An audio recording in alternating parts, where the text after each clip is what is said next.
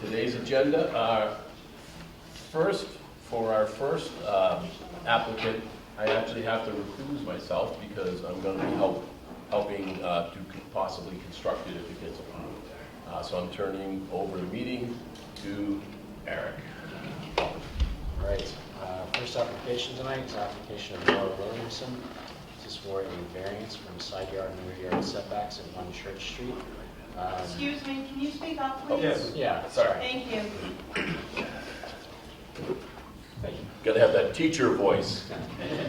All right, our first application tonight is Nora Williamson. This is for a variance from side yard and rear yard setbacks at 1 Church Street for construction of a sign for the church and the food pantry. Nora, would you like to come up and give us some information about your project?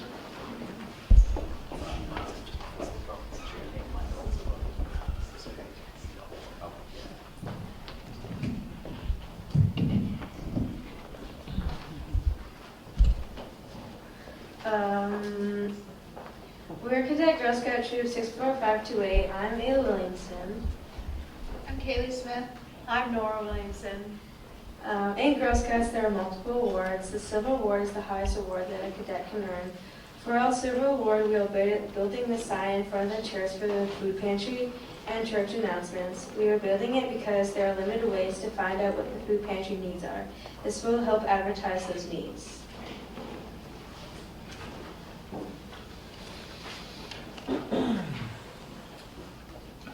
This is a drawing I made with the estimated size we were thinking of. However, after talking to the church, the dimensions have slightly changed. So it will be a little bit smaller, and this is not exactly to scale anymore, but it's still about the estimated shape of it.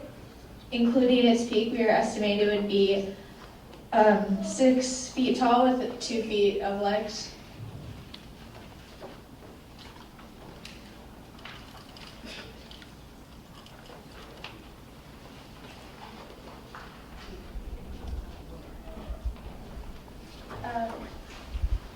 We're thinking of putting it at the front of the church, around the corner to the left, and it's over the regulations because it is too close to the sidewalk.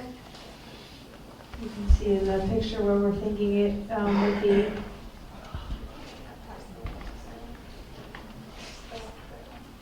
Past the left railing? And that's shown in the application you gave us, the proposed location there, from the church. Yeah. This as well. Oh, thank you. And do we have an updated, I think the application paperwork that I have shows it being 8 feet tall. You said you're thinking it's smaller now? Yeah, we're thinking around 6 and then 2 feet of legs to make it smaller. Mike, do you have a copy of a plan with the shorter diagram, or the shorter size? I don't believe we have a revised plan. We do not, yeah, we didn't keep.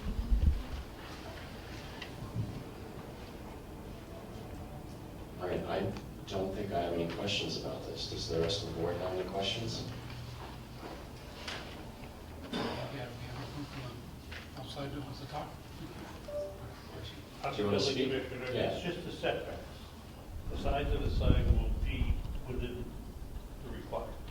Okay, we'll make sure of that. I'm sorry, please. It's the setbacks. Yeah. Yeah, that's all, that's what they're, Yeah. not the size exactly. of the sign. Yeah.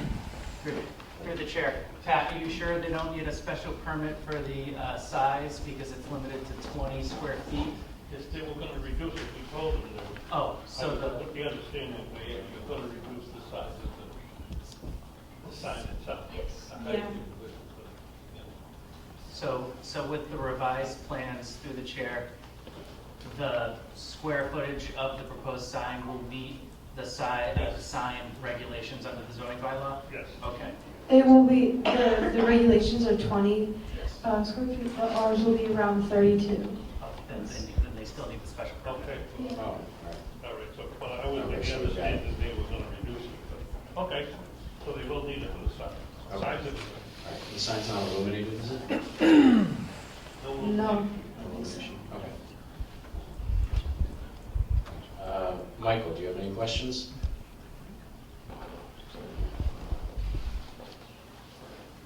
Michael, me? Yeah, I yeah. have Yeah. a question.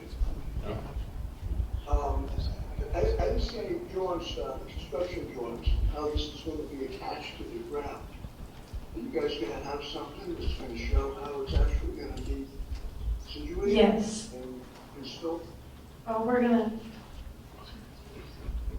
So after talking to who would be constructing the sign with, instead of making it concrete into the ground, it would be, we would dig a hole 3 feet deep and the post itself would go 2 feet lower into the ground of wood, and beneath that it would be 1 feet of rocks, which would help with drainage, and instead of it being concrete, which would, it would rot the wood from the inside out with moisture. So it would go 2 feet into the ground itself with 1 feet of rocks below it. All right, thank you. Do you have any questions? Yes, We'll get a set of those plans. Okay. All right, I would take a motion on this, and I should just clarify real quick that Mike Elb's a voting member on this one, since Bob's recused himself, or Bill's recused himself. Someone want to make a motion on this? Motion to approve the construction of the sign for Girl Scout troop. Are you making the motion? Yes. Oh, can you? Nobody has, can you answer? Yeah, sorry. Okay, approve special permit, motion to approve special permit pursuant to section 305-12 and 309.3 of the open zoning bylaws regarding the proposed sign, which exceeds the maximum sign height by right. As such, the board makes the following findings. The proposed sign will not be a detriment to the surrounding area and is consistent with the architecture of the building lot, and surrounding area. The proposed sign is compliant with the criteria set forth in section 300-9.3. We move to approve the variance of 4 feet from the required side setback of 10 feet pursuant to section 300-4-2. I will second the motion.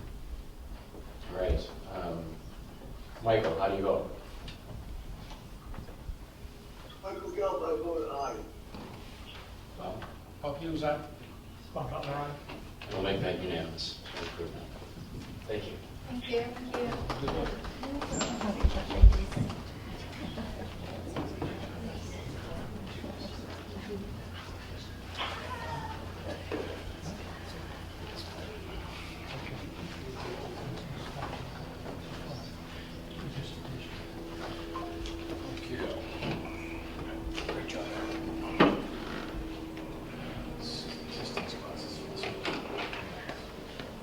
Okay, second on the agenda is the appeal of the building commissioner's decision on 99 Crockett Road, that it qualifies as a pre-existing non-conforming family dwelling within the AR district. I want to present, introduce yourself, everyone first.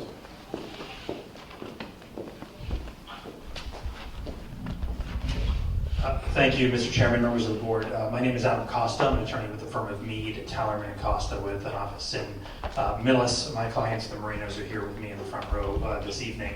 I've spoken to IT and coordinated the presentation of a few slides I have that are consistent with the materials that we submitted. With the board's permission, I'd like to sort of step aside so I can control from my computer without my back to the audience, if that's acceptable.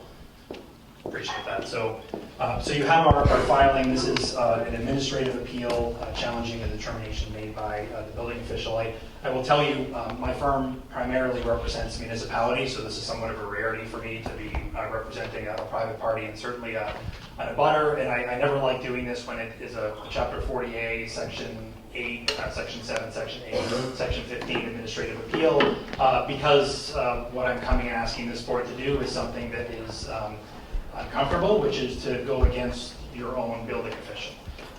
Having said that, I'm not going to frame this application quite that way, because what I found to be the case is by the time these sorts of matters get to the Zoning Board of Appeals, very often you have a lot of information in your possession that wasn't in the possession of the building official at the time that the original request for zoning enforcement or for a zoning determination was made. And in fact, I've had the pleasure of being in communication with your building official and also with your planning director to generally discuss this application and the rationale for the determination that was issued that we're challenging. I understand what limited information they had at the time they made their determination, and I'm going to try to address some additional factors that I think should be taken into consideration by this board as you look at the decision that was made by your building official.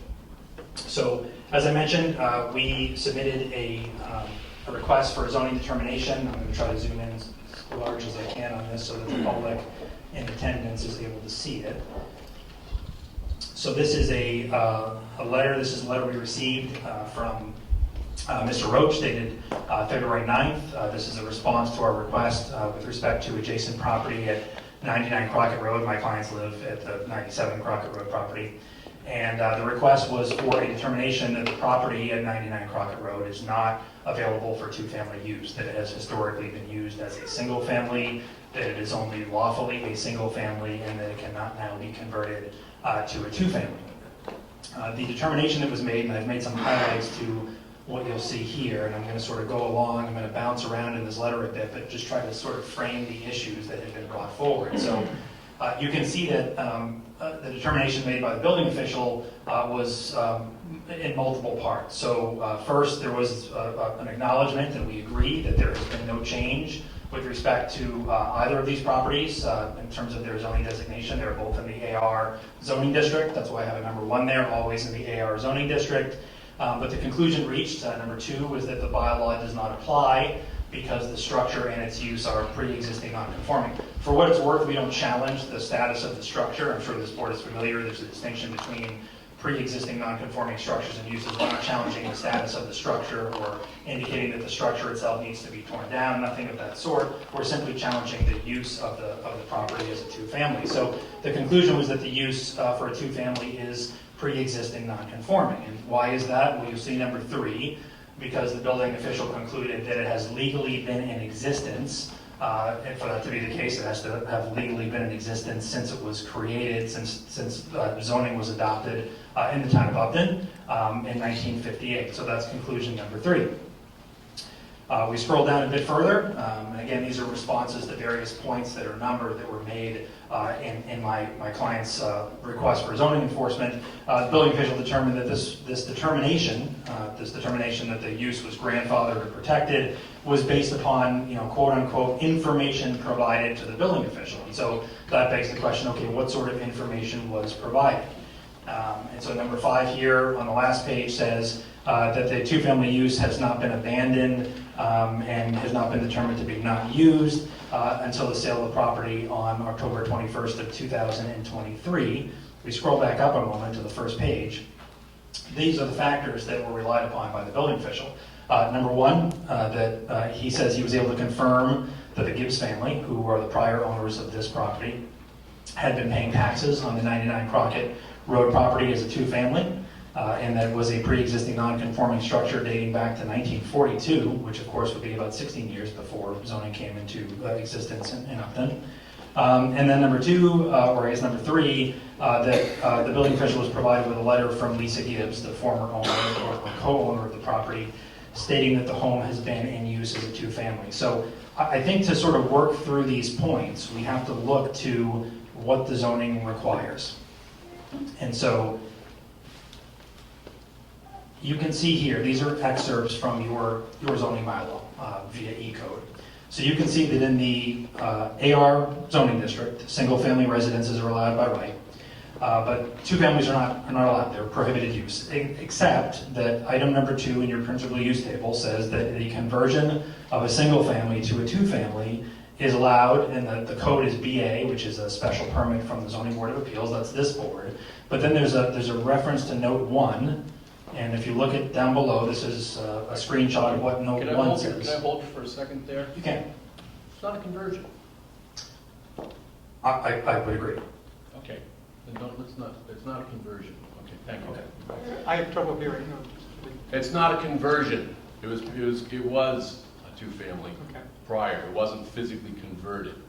So to be talking about a conversion or a part of the code about a conversion is not applicable to this.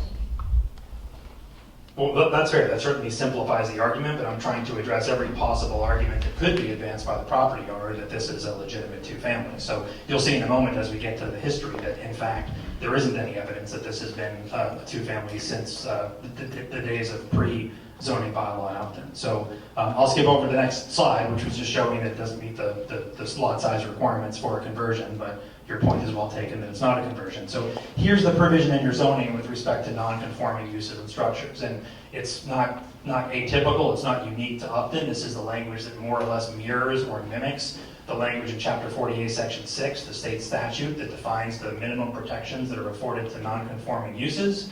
It says that the zoning bylaw shall not apply to structures or uses lawfully in existence or lawfully begun. And the key here, and there's dozens of cases that address this point, is that the structure has to be, or in this case the use has to be, lawfully in existence or lawfully begun. An illegally begun or converted two-family structure, two-family use, would not benefit from the protections that are afforded nonconformity. The obligation, the burden is on the property owner claiming grandfather protection to show that the two-family use was lawfully in existence or lawfully begun. Proper permits were issued, it was an allowable use at the time it was started. That is a burden that's on the property owner, it's not on the challenger. And that's the only way that an individual qualifies for non-conforming protections, not only under your bylaw, but under the state statute. Your bylaw goes on to say, and these highlighted provisions again are mimicking what's in the state statute, that a non-conforming use or structure that has been abandoned or not used for a period of 2 years or more loses its protected status. This is, again, a common provision in many municipalities that want to see zoning boards of appeal and zoning officials that want to see non-conforming uses essentially phased out, because that is the objective. And then it further says there can be no reversion to nonconformity, no nonconforming use or structure if it's changed to a conforming use or a structure, or abandoned or not used for a period of 2 years or more, cannot revert to a non-conforming use or structure. So now let's get into the actual evidence we have in this case, and there's not a whole lot. So I cited before to a letter that the building commissioner refers to in his determination. He says that he has a letter from Lisa Gibbs, the former co-owner of the property, that the property had consistently been used as a two-family. Well, here's the letter he's referring to. The highlights, of course, and the wording in red is mine. But the letter says this notice is to confirm that up until early December 2023, 99 Crockett Road was used, I think it's supposed to say was used, as a two-family home. My two daughters and I lived on the first floor, which she refers to as apartment 1. And my ex-husband, Michael Gibbs, lived on the second floor, which she refers to as apartment 2. She says that Mike paid her monthly, presumably rent. But the question, of course, isn't what happened in December of 23, or in November of 23, or in October of 23. The question is what has happened in the preceding 5 decades, 6 decades, dating back to the dates of pre-zoning bylaw in Upton. How can we possibly know that there was a consistent use? Well, in fact, we know that there wasn't a consistent use, because when we look to, and again, you have all this in your materials, when we look to the separation agreement, because she refers to her ex-husband, we look to the separation agreement, matter of public record, the statement here in the separation agreement says that she and her ex-husband, Ms. Gibbs and her ex-husband, lived in separate units of the two-family marital home located at 99 Crockett Road, and have lived separately since March of 2018. So that gets us from 2018 to 2023. We're not disputing that maybe within that 5-year, 6-year time frame that there was use of the property for a two-family, but there is no evidence suggesting that in preceding years it had been used as a two-family. When we look to the tax records, and again, this is not an attack on or a challenge to your board of assessors or your town assessor, but I'm looking at the tax records, and we've dug back and we looked at property record cards as far back as they go. This is one of the older cards. This is a card that we understand was in use from approximately 1993 to 2010 until it was replaced with the newer cards, and then, of course, eventually the assessment data went online through your online database. But you can see here, this is a card that was prepared. Presumably, there's writing here that's in black, and then there's writing here that looks like there were some additions made in red, not what you see in boxes, but you can see some red writing above the map and lot number change, for example, from map 13, lot 99 to map 13, lot 30. That changes in red up above. But if you look at the state code, and this is key, state code in the top right corner, the state code is code 101. The tax classification code 101 is a single-family tax classification code, not a two-family. I want to make it, Yep, yes, Pat. I'd like to have Valerie speak on that, okay? Yes. Not particularly fast. I was sent a copy of a lot of records for probably a decade worth. I don't know if you sent me, Valerie, but they all noted two-family. She needs a microphone. Take ours. Thank you, Adam. Just as a little side note, I don't know if you're aware of what's coming through the planning board right now. Because right now, coming through planning board is basically a bylaw change that are going to allow basically ADUs throughout the town. Auxiliary dwelling units. Basically adding a second. If you want to put it in in-law, well, we used to call them in-law apartments, but they're basically, it's the state's push to drive down the housing costs. And at the state level, the governor has put a proposal into the legislature to also legalize ADUs on a much broader scale. And you're aware of that, I'm sure. You may not have been aware of our own initiative coming through the planning board. The whole thing may be mute, no matter how the board decides tonight, is in 6 months, it's not going to matter anyways. Mr. Chairman, I have learned lessons that you have to take care of you've got to do the right thing for today and here. I have no idea what's going to happen in the future, but this whole thing was wrong. This is cheating. This is a big problem. Hold on a second. Yeah, it's Hold not on a right. second. Aren't you the same guy who used to live down the street from where you live in an apartment above a garage that wasn't legal? I had no idea that it wasn't legal. I'm just saying. Yeah, I was a renter. Let's go on. Anyways, let's go back to. What did Go it back. have to do with that? Hi, I'm Valerie Leonardo. I am the principal assessor. And I reviewed the record that's on here, and I do say there are a lot of discrepancies. In assessing, the data collector typically does collect the data in pencil. The owner at the time, the original owner, has signed this card in 1983, and then the card was corrected in red. Typically, that's from the principal or the chief or the chair of the Board of Assessors, however that dynamic was. I did research back to our original property record cards, and this card has a different code than the typical single family, which was 1. And that's not here because I would have to prove that that code that's on that card is prevalent throughout other cards on there. And that's a lot of research. So instead, how about the bound books that we bind every year that are required for public record? They're required to have the owner, the location of the property, the use of the property, how much acreage or square foot land they have, and what kind of property it is. And that is actually in bound volumes that we have in our possession. So we could go back to the building of this in 1942 to the book and look and see what the book said. Did the book say single family or did it say 2 family in our bound public record book that we bind every year? And that's one of the requirements from Department of Revenue, that you have a bound book of all your parcels every year. And what did it say? So it says the 2 family. Okay. Yes, and I'm sorry I didn't bring that information, but we can provide it. Everything's public record. It is public record, yes. All right.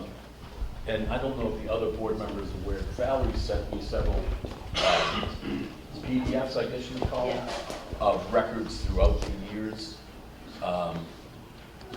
And are they part of the public? I know they're public records, but I don't know, are they, well, short story short, she sent me a whole bunch of them. It sounds like there is legitimate confusion in some of the records. But so the ones I got sent did all say two-family, and I think you sent me about 10 of them, spaced out over time.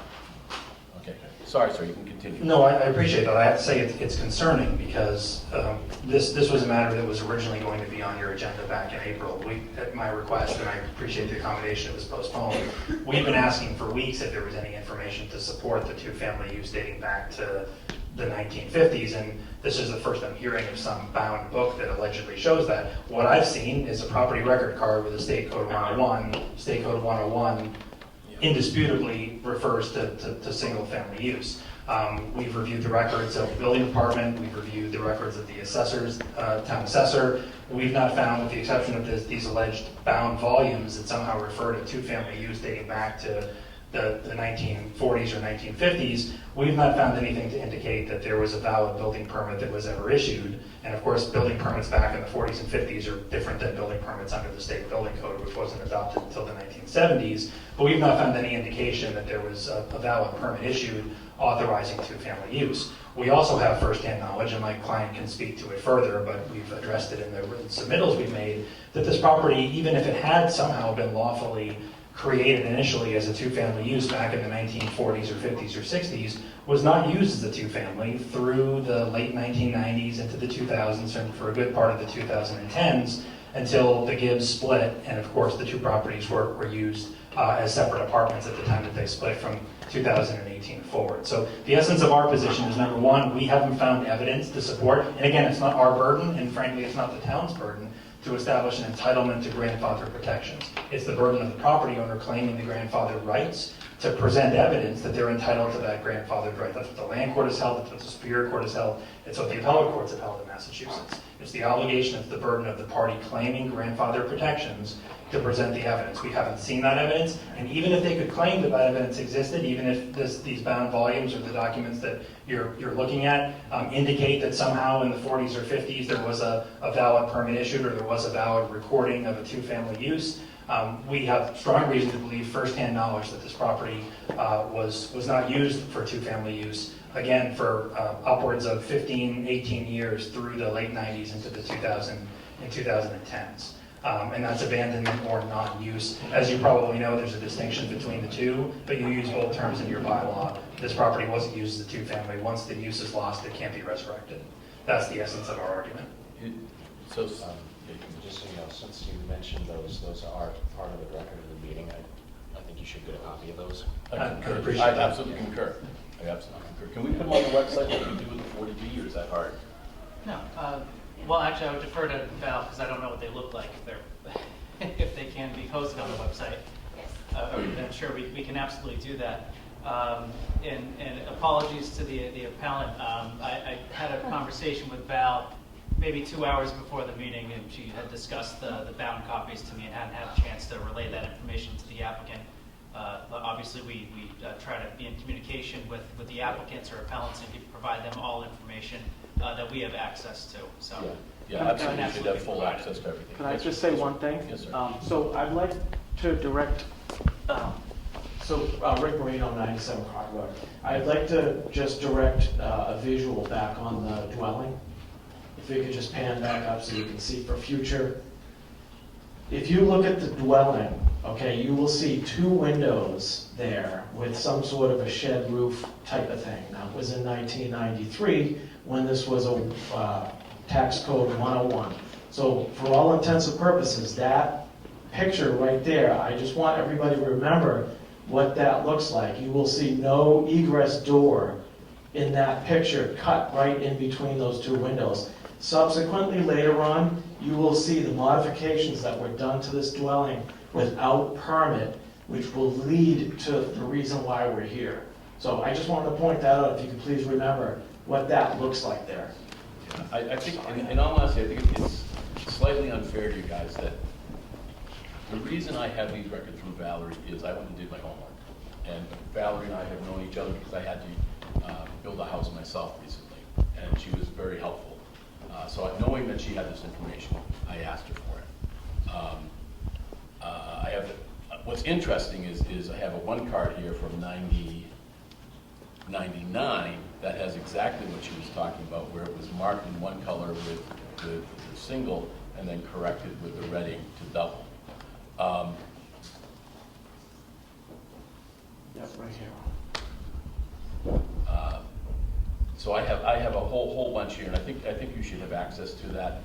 And I appreciate that, and again, I express my frustration, but I appreciate that comment. I want to be very clear for the board. It doesn't alter the argument we're making, right? So we dug through the records. We have reason to believe that at some point, maybe for periods of multiple years between the 1960s or 70s when accessory records began to be kept and bound through to the present day, there was some, I forget the term that your assessor used, there was some confusion or complication. There was some inconsistency in your records. You've got a single family checkbox and then a red slash through with a two family. The bottom line is, and I've cited the case law in my memo to the board, assessing records are not determinative of zoning compliance. I've litigated that very point before. Assessors assess what they see. I know this because I advise the assessors I represent. You assess what you see. If somebody's using their property as a two family or a three family, they get assessed, they get taxed for whatever they're using it for. Whether it's legal or illegal, that's a separate issue. That's a separate department. It's a question of zoning compliance. And so even if we had indisputable evidence that this property had been taxed as a two-family from 1950 to the present day, taxation itself wouldn't establish justifiable legal use under the zoning bylaw or under the zoning act.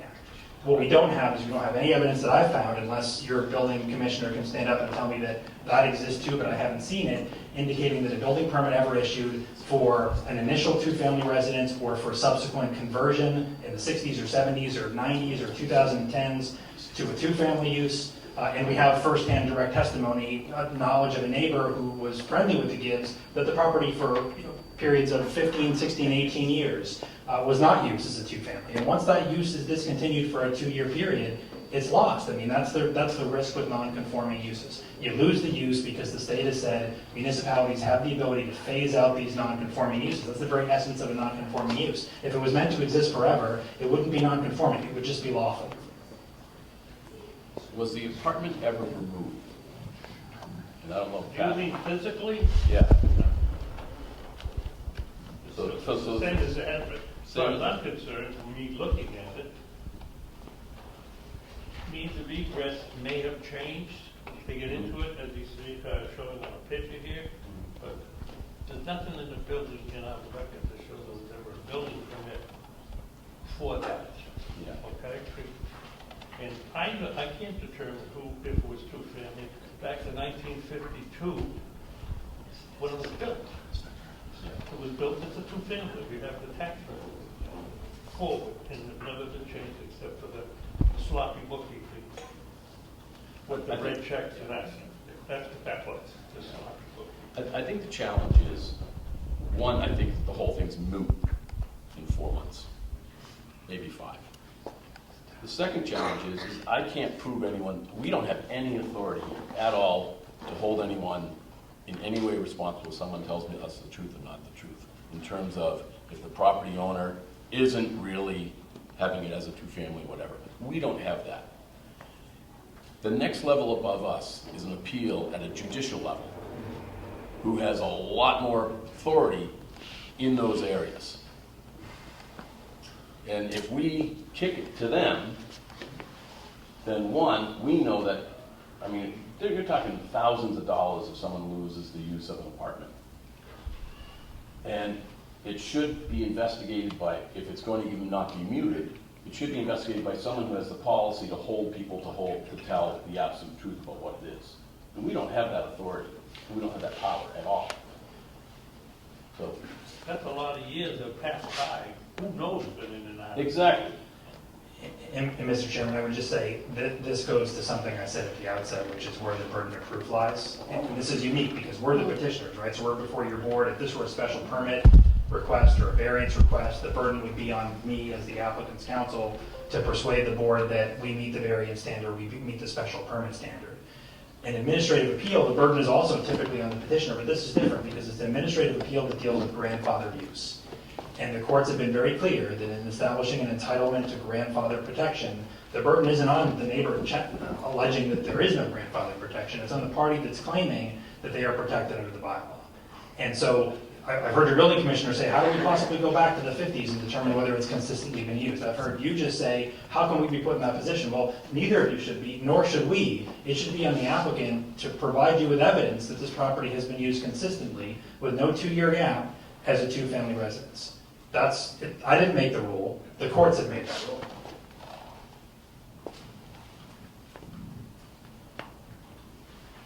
In some ways, it becomes a he said, who said. I mean, I see no, I know the court does look at tax records, but does not respect them.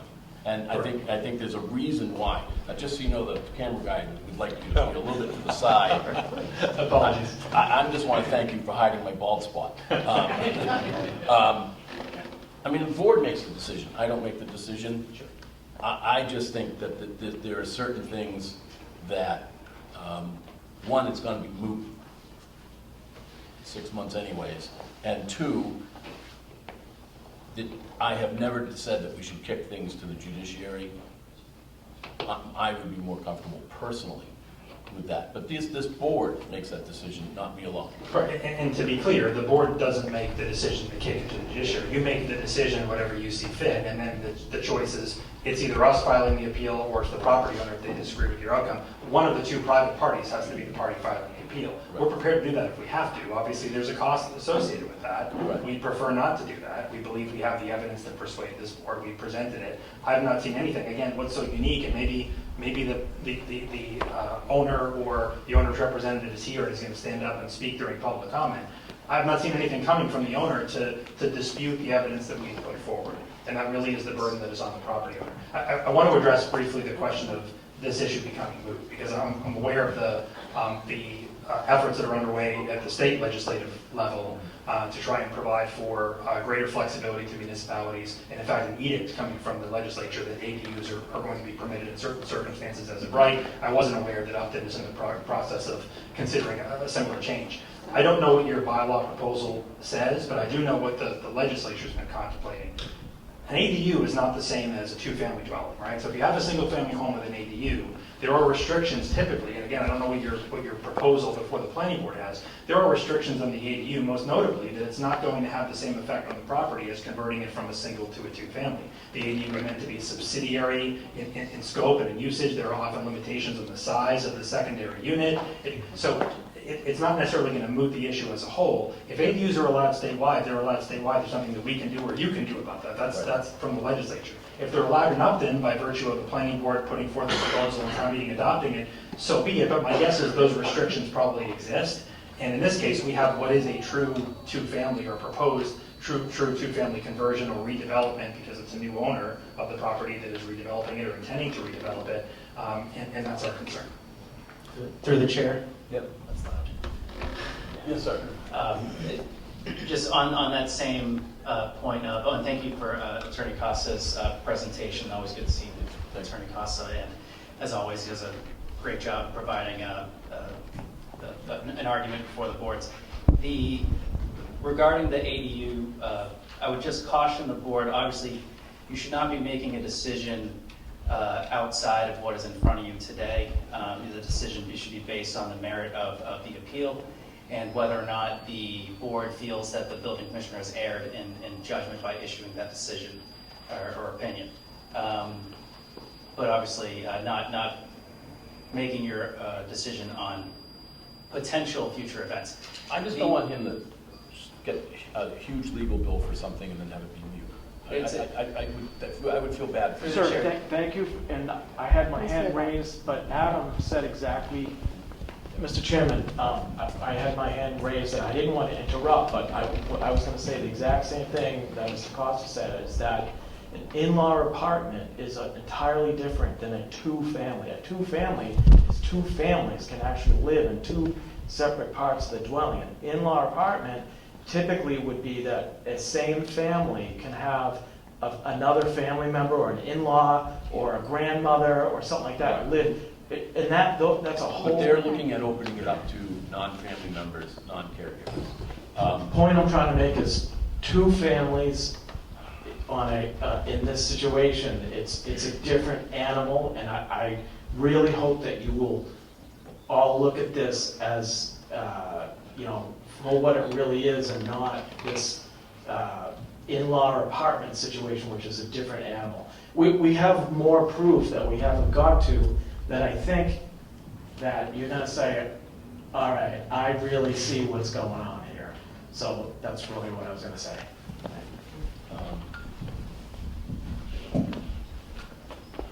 I'm just gonna say, this is gonna be, I think we need to distribute these records to not only you guys, but to the rest of the board. I think that would be wise, so you all see the records that I was sent. So I apologize for not sending that to you guys. Through the chair, is the applicant's attorney finished with his presentation? Would you like to hear more? Are you?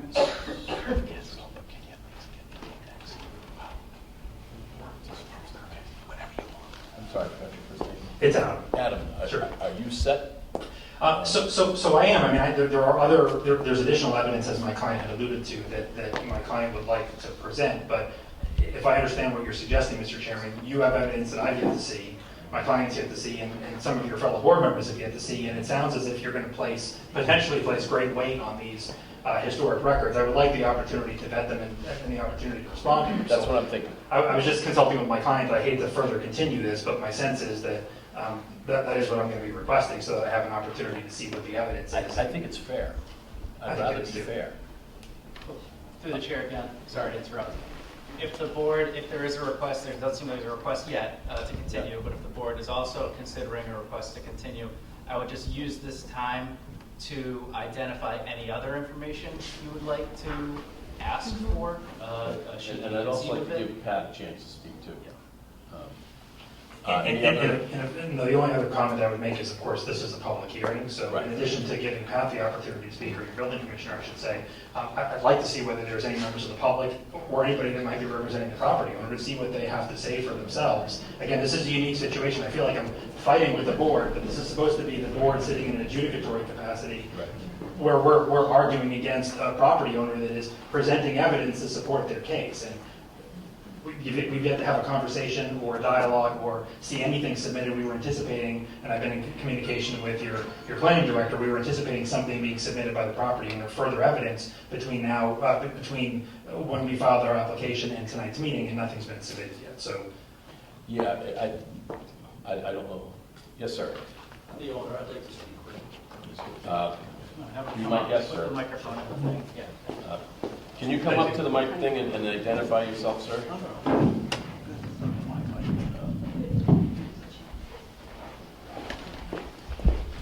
My name is Tom Kelly. I'm the owner of 99. My wife Wendy is over here too.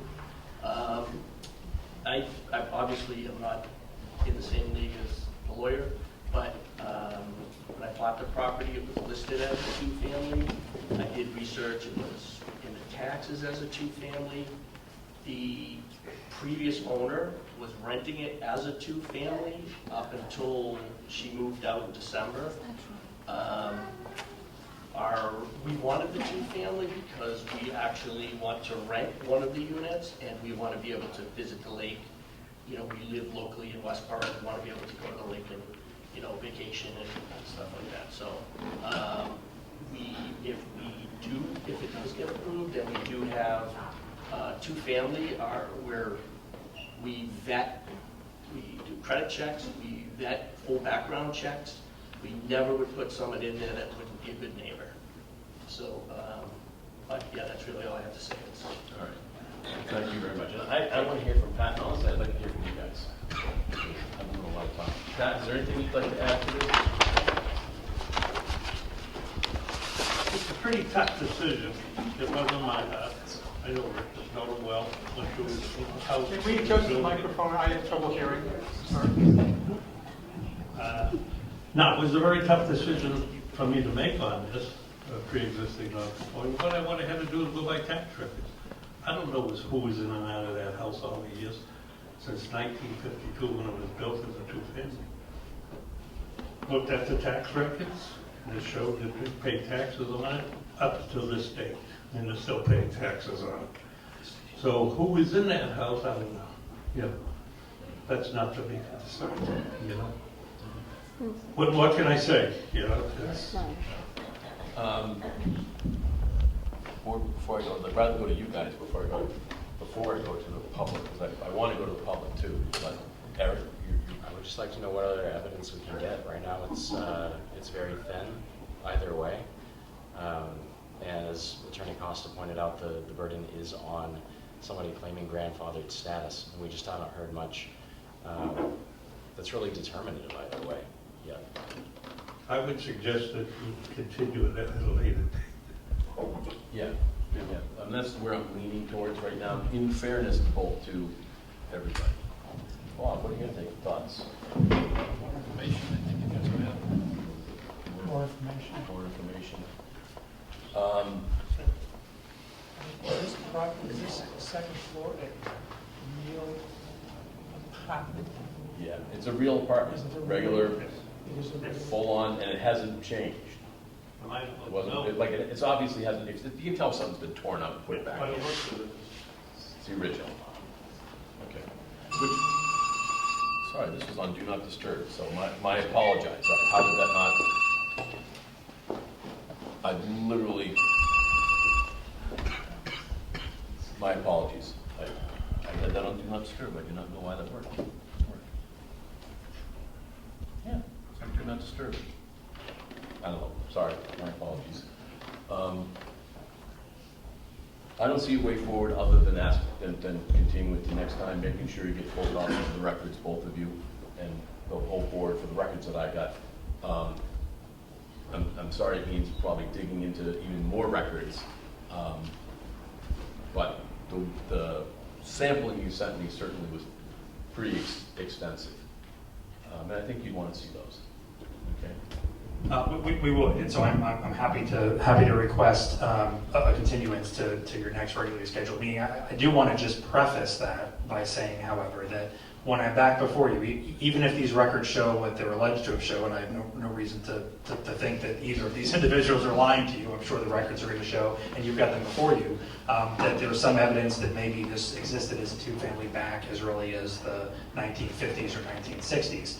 It's going to continue to be my argument that that use was discontinued in the late 90s, 2000s, and 2010s, and it's going to continue to be my argument on the continuance date that the obligation is on the property owner to establish grandfather protection. So I appreciate that the board's in a difficult position. I appreciate that he said, she said. That's what these cases come down to sometimes. But I will tell you, and I'm the applicant's attorney, not your attorney, so you don't have to listen to me, but I'll tell you what I would tell you if I was representing your board, and that is, if it's a 50-50, if it's a toss-up, if it's a he said, she said, in this case, the challenger, the appellant, wins, because it's the burden of the applicant, of the property owner, the one seeking the grandfather protection, to establish the entitlement to that protection. And if I had something in the file that was under the pains and penalties of perjury from the Gibbs, saying we own this property for 30 years and we consistently use it as a two-family, and we rented out the two-family without any 2-year gap during the entire term of our ownership, this would be a weaker case for me. I've not seen that. I was expecting maybe we'd get that. We haven't gotten that. We haven't gotten anything other than that 2 or 3 sentence letter that talks about it being used as separate apartments from 2018 to 2022. But we don't have the same authority that the judiciary would have, which is why I think a case like this belongs there. But anyways, we've got a request for a continuance. Can the public speak that's here? Oh, before we go? my apologies. I always do have the public speak. Is there anyone who has a quick comment? It's a very booked meeting. If we get out of here before 10, it's going to be a miracle. But if you do have a comment, can you please come up to the microphone, give your name and address, and make your comment, please?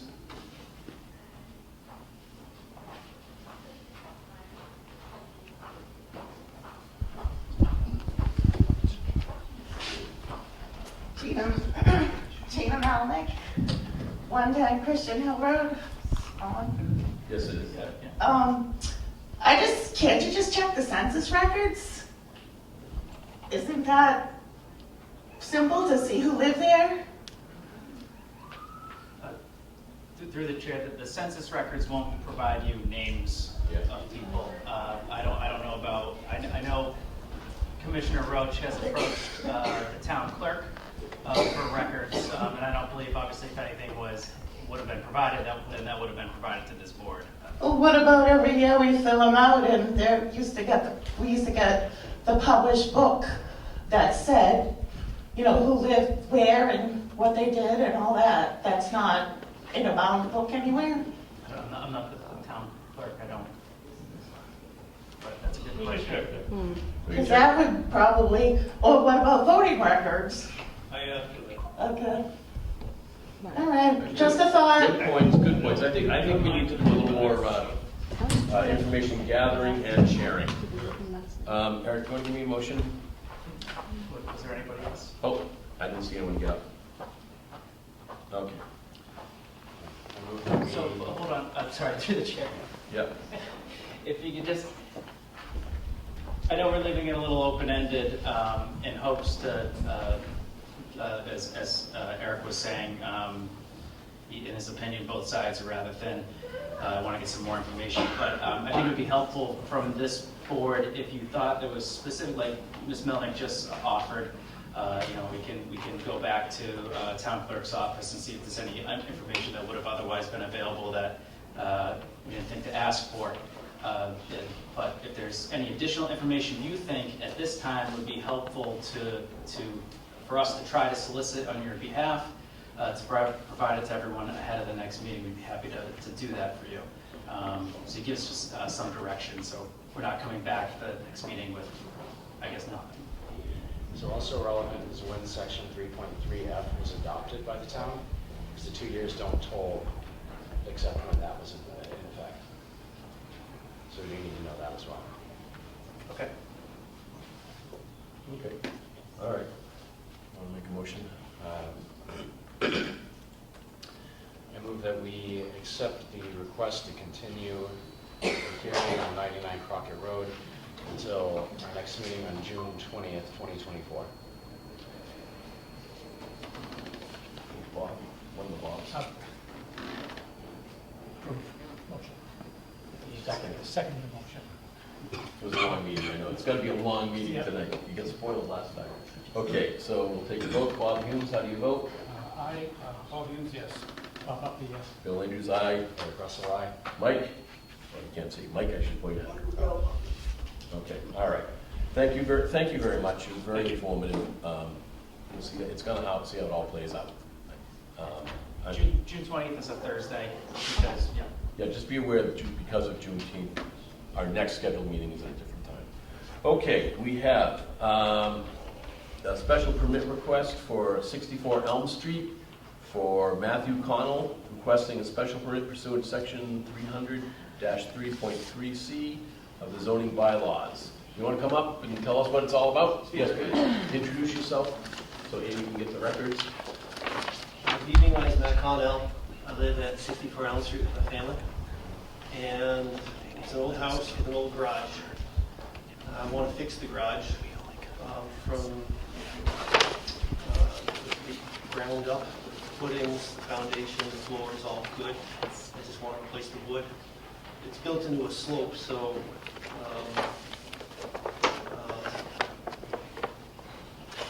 there's a fair amount of decay to the wood that's triggering this project. But I would take advantage of the opportunity to add a room above for storage. Not adding utilities, a little power, but no water, no gas. It's just a storage room. The reason why I'm before you is because the existing garage is less than the necessary setback from the side of the lane. So in light of the fact that I don't intend on changing the foundation, I'm hoping that you can allow the job. The difference, I think, is a matter of 2 feet. It's a pretty common problem. Generally, you might be good for it. I did drive by the structure. I mean, it's pretty obvious that it's hard to, you're not going to move the house back to just put an addition above the top of it. Didn't even look like that big of an addition above it either. Bob, either Bob, do you have any questions or concerns on this? I mean, the foundation's there, it's staying the same, setbacks are staying the same. It's just the height. It's just the height. It's pretty, for us, it's a very common request in this town. I was hoping it'd be simple. Yeah, sorry.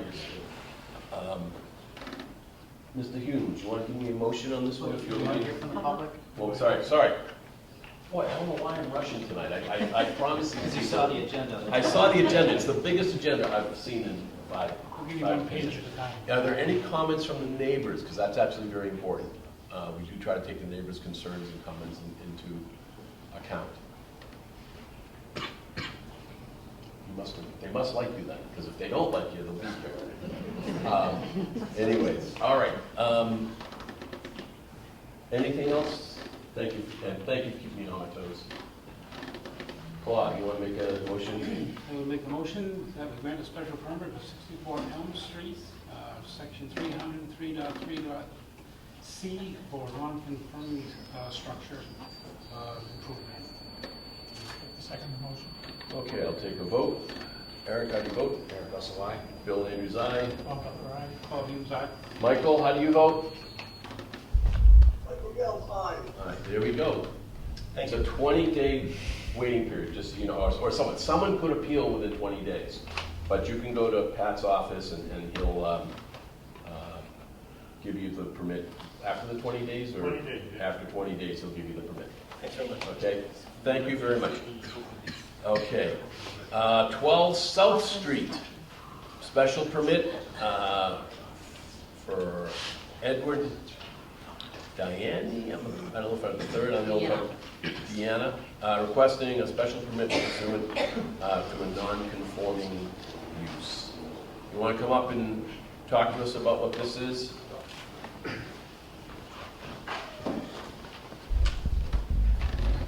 Ed Deanna, 12 South Street, Upton. I'd like to apply for a special permit.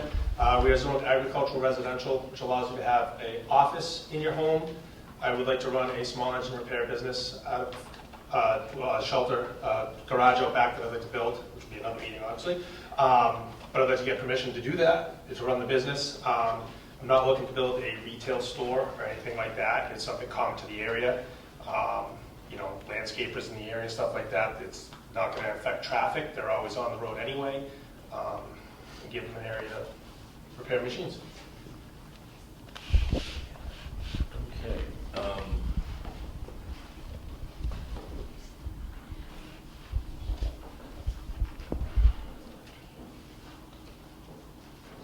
Unfortunately, this is one that's come before, this sort of thing's come before the board multiple times on other locations. But anyways, any questions from the board members before I open it to the public for comment and concern? I have a question for the planner, Michael. Why is this an accessory use?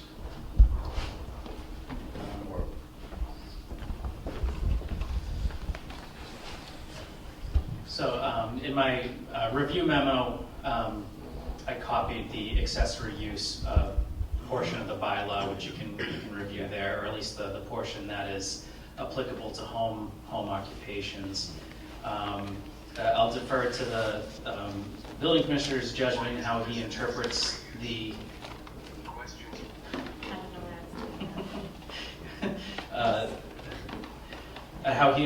interprets home occupations under that provision.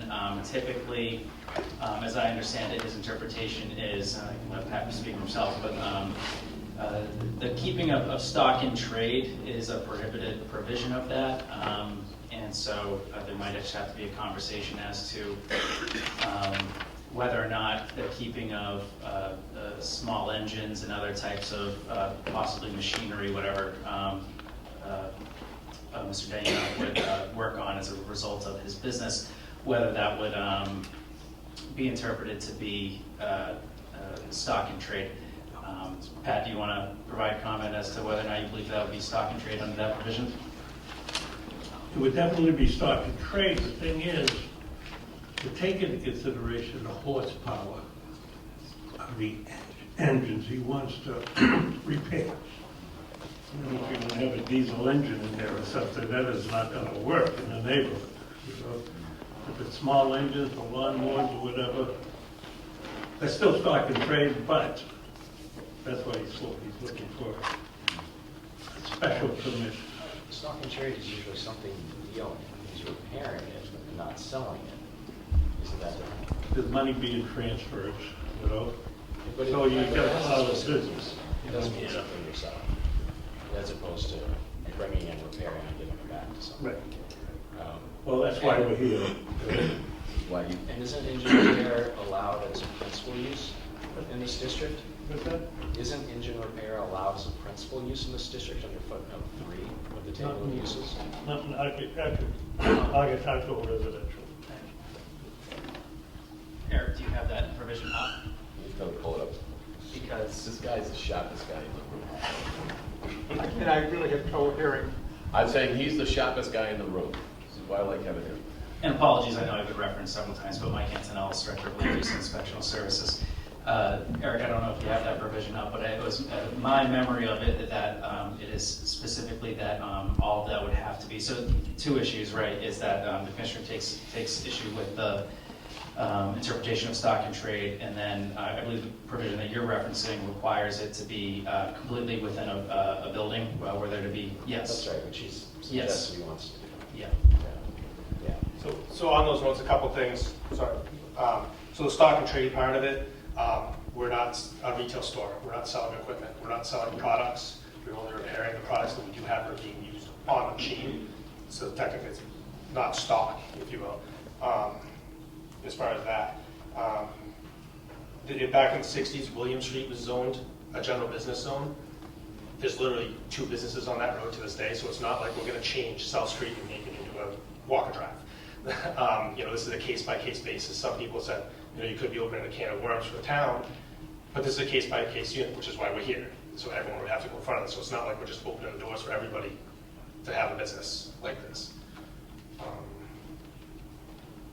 So again, the biggest thing with stock and trade, the way I took it was, like you said, I'm not reselling material, products, stuff like that. Stock and trade can vary. Yeah. The noise, that's what we're considering. Okay? Yes, I can definitely can see that, and I can see why you want it, Put a limit on the horsepower. Yeah, we do run limited hours as well, trying to keep everyone happy. We're 8 to 4, I don't do weekends, I don't do late at night, stuff like that. And he would mention that where he's doing the work is in the back of our property. It's not on the road, and we don't have, the neighbors aren't that close. So it's not, you can't even see what's going on. Most people say, I didn't even know you were here, including neighbors. I love repairing old tractors, so I'm sympathetic, but I do want to hear from the neighbors too. That's a very important component of why we have public meetings. I like your points too, though, that they're very specific, and I can see if the board, whatever the decision is, it should be inside. But I want to hear from the neighbors first. I know it's some of my neighbors from South Street. Does any neighbor want to come up and you might have questions or concerns? Come on up to the microphone. Just do Amy a favor, introduce yourself and say where you live, because she has to put that in the minutes. Okay. Thank you. My name's Julie Rank, and I live out 111 Mendon Street, and I butt Eddie in the back of our lots. We've been abutted for many years. It's never any problem. There's no noise. There's no increased traffic. His property, he keeps it up nice, so I think there'd be no problem with his home, his engine repair business at his home. I saw another thank you very much. I saw another young lady who wanted to come forward. Yes, please.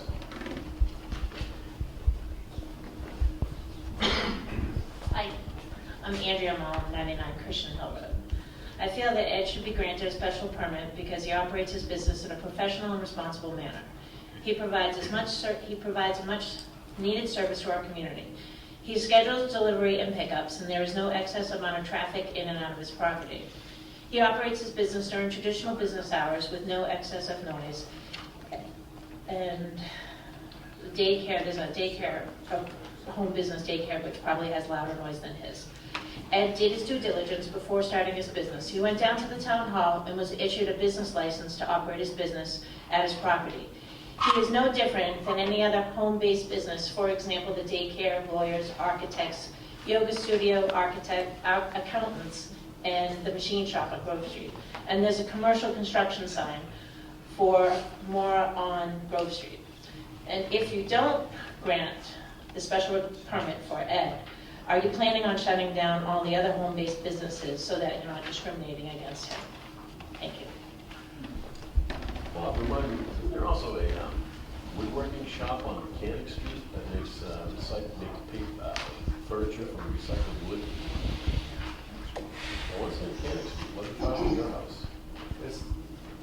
There's several businesses in Upton, machine Yeah, shops. I know there's a t-shirt one that's been before us like 3 or 4 times. It's an auto restoration shop, an auto body shop, all zoned in agricultural residential.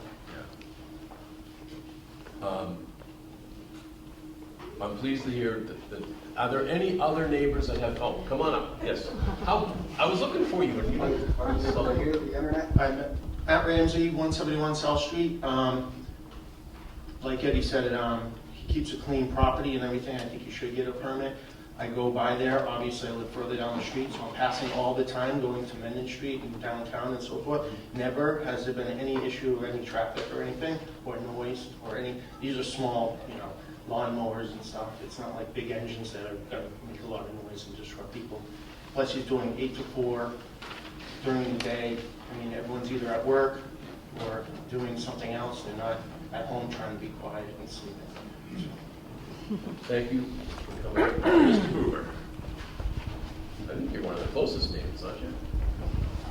Couple houses down. Hi, I'm Dave Gruber, 21 South Street. I'm going to object to some things here, and I love you guys. Like, I love what you do. You fix my machines, and I love your business. I want you in town. I respect you. You're good people. I got some questions, though. One is, once this permit is granted, does this make this piece of property granted to run a business from here forward, or is this a temporary use permit that only allows this man and his business to run under a specific set of guidelines that somehow will be regulated in a way that restricts the use of the business to be confined to that use, and for how long, and who will be the regulatory body who will ensure that that is upheld and is kept in place? I live 2 houses away, and while for the most part I would agree with some of your comments, although most of you don't live like right near the area, traffic is an issue there, and it's not that you're not like generating massive traffic, but there's lots of drop off and pickup traffic where people, it's not your fault, people stop in the middle of the road, like the landscapers park their trailer in the middle of the road. It's just a tough spot. It's right at the top of a hill, and when that happens, it locks up traffic. You can't see on the other side from either direction, and it's, again, it's not you, it's just, when you're doing business with people show up with big old trailers. Landscapers are used to just stopping in the middle of the road, and it happens a fair amount in that area. So I'm concerned mostly about the long term of this thing, about, like, I do not want a piece of property rezoned as a business on our lovely country road. And it's no disrespect to you, because you are a great guy. You do a great job with what you do there. But there's a lot of missing pieces for me in the whole story. Right. Great questions. There's a big difference between, he knows it better than I, but between a variance and a special permit. Special permits go away with the person. So if he sold the property, it's gone. It is not permanent, it's not forever. Variances. Is that what's being asked for here? Is a special permit? So this is a single use case? Yes. Yeah. You have the conditions for that. Yeah, and there's lots of conditions that would go on this. No equipment for sale out on the front road. I mean, that happens now. Like there's regularly equipment parked in front of your house. I don't know what it's doing there, but it's just out there. Maybe it's for pickup from the trash service or whatever it is. But there's been, again, no disrespect, but there's a whole bunch of stuff that just sits out in front of your house on the way by. Is there enough room? You mentioned that you want to do a structure. Yeah. Is there enough room that you could get people in behind the house to a structure, maybe with a turnaround, because that's a tricky bit of South Street. And for anybody to be down there, that's a tricky bit of South Street. Is there There enough? would be, yes. We would, because that would be part of clearing out the lot and clearing out some of the trees and putting up that structure. Okay, because, I mean, that's be my main concern too. The other weird thing is, it sounds funny, is we've lost Right Way, we've lost Dobbin, we've lost Grumpy's. I don't know, is there any small shops in the, you're Well, pretty for much- me, it's not a question of do Yeah. you need this man and his service and what he provides the town. Like, yay, I want that. I want to put in a commercial district in town. We have lots of space in the town, and I'd love it to be situated there and not on a country road in a residential area. And it's, yeah, so that's what I One have to thing say. on that, just the stuff on the road is usually stuff that I put up so people take. You see it all over town, people put stuff at the end of the driveway, so I can easily just not do that. They have even had neighbors say something, like, oh, I took that mower the other day, you know, fix up, so. I might have been driving with Mr. Humes one day and picked a pressure washer off the side of the road. So, well, Which is I- working, by the way, in about I can 20 easily minutes. adjust that, not, not put the stuff out. Well, I like that Dave's listing his concerns. Yeah. Because this is rare. I just want to say that this is rare. I like that he found this provision that specifically mentions that, but I would want to include the concerns of Dave and others that would have that, and of myself and other board members. So, the fact that you've got so much positive comment is good. We also have 3 letters, 3 or 4 letters also. Yes, I saw those. and one of them is our direct across the street neighbor. Yes. So she's very close. Very rare. You guys must be doing something right. But on the other hand, the concerns are legitimate. This is a rare thing, a really rare thing. You want to come up, ma'am, and again, name, address. Gina Melnick, 110 Christian Hill. I just wanted to say, South Street in general, which you guys have already addressed, like, if there's a Amazon truck, you wait until the guy comes back from running to 3 houses. I mean, it's a given, it's inherent, as a lot of streets in town are, so I don't think, and that's at the beginning of South Street, the very beginning, and I do go to the house directly across the street all the time, and I don't have any trouble getting in and out of the driveway. And the,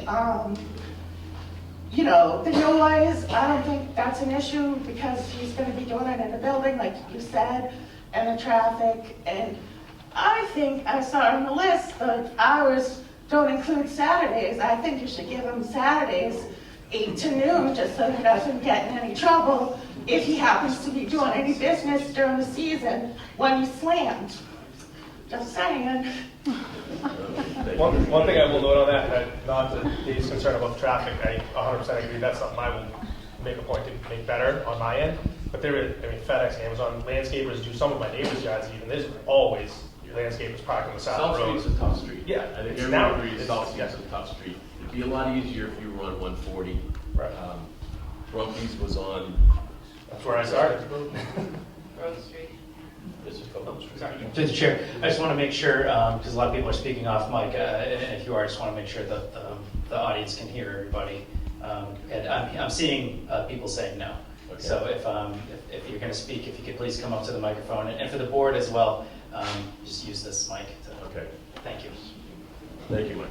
I'm just going to be really quick because I'm going to actually repeat everything. But, Carolyn Ramsey, 171 South Street.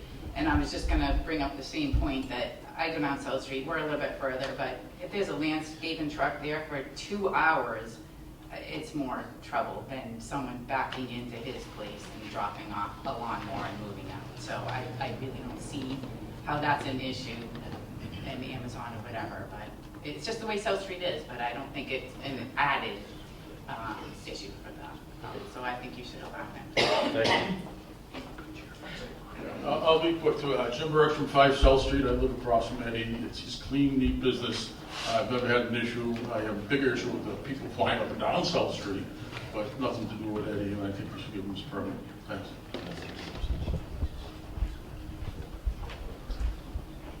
Hi, Paul Flaherty, 18 South Street, right next to Ed. And, they've been great. We haven't had any problems. It would be now you say you're gonna do a building out in the back to kind of get things Yes. squared away a little bit. I think that would be good. I'd like to not see Saturday hours, but, Me you too. know, well, then that's good. Other than that, I haven't seen any real problems. Delivery and pickup, maybe some changes have to be made with your driveway that you can get people in and out a little easier. But that's an ongoing problem with everyone, everywhere, with deliveries and landscapers and everything else. So I'm not opposed to it, but we would like to see it just kept under control and cleaned up a little bit, and that would be great. Thank you. Yes, sir. Hi, Dave Gibbs. Can you come up to the mic, sir? I don't need it. Rick Whitney moved the question. This is a wonderful love fest. I love this guy right now. That's usually my hat at a town meeting. Different hat here today. Yes, ma'am.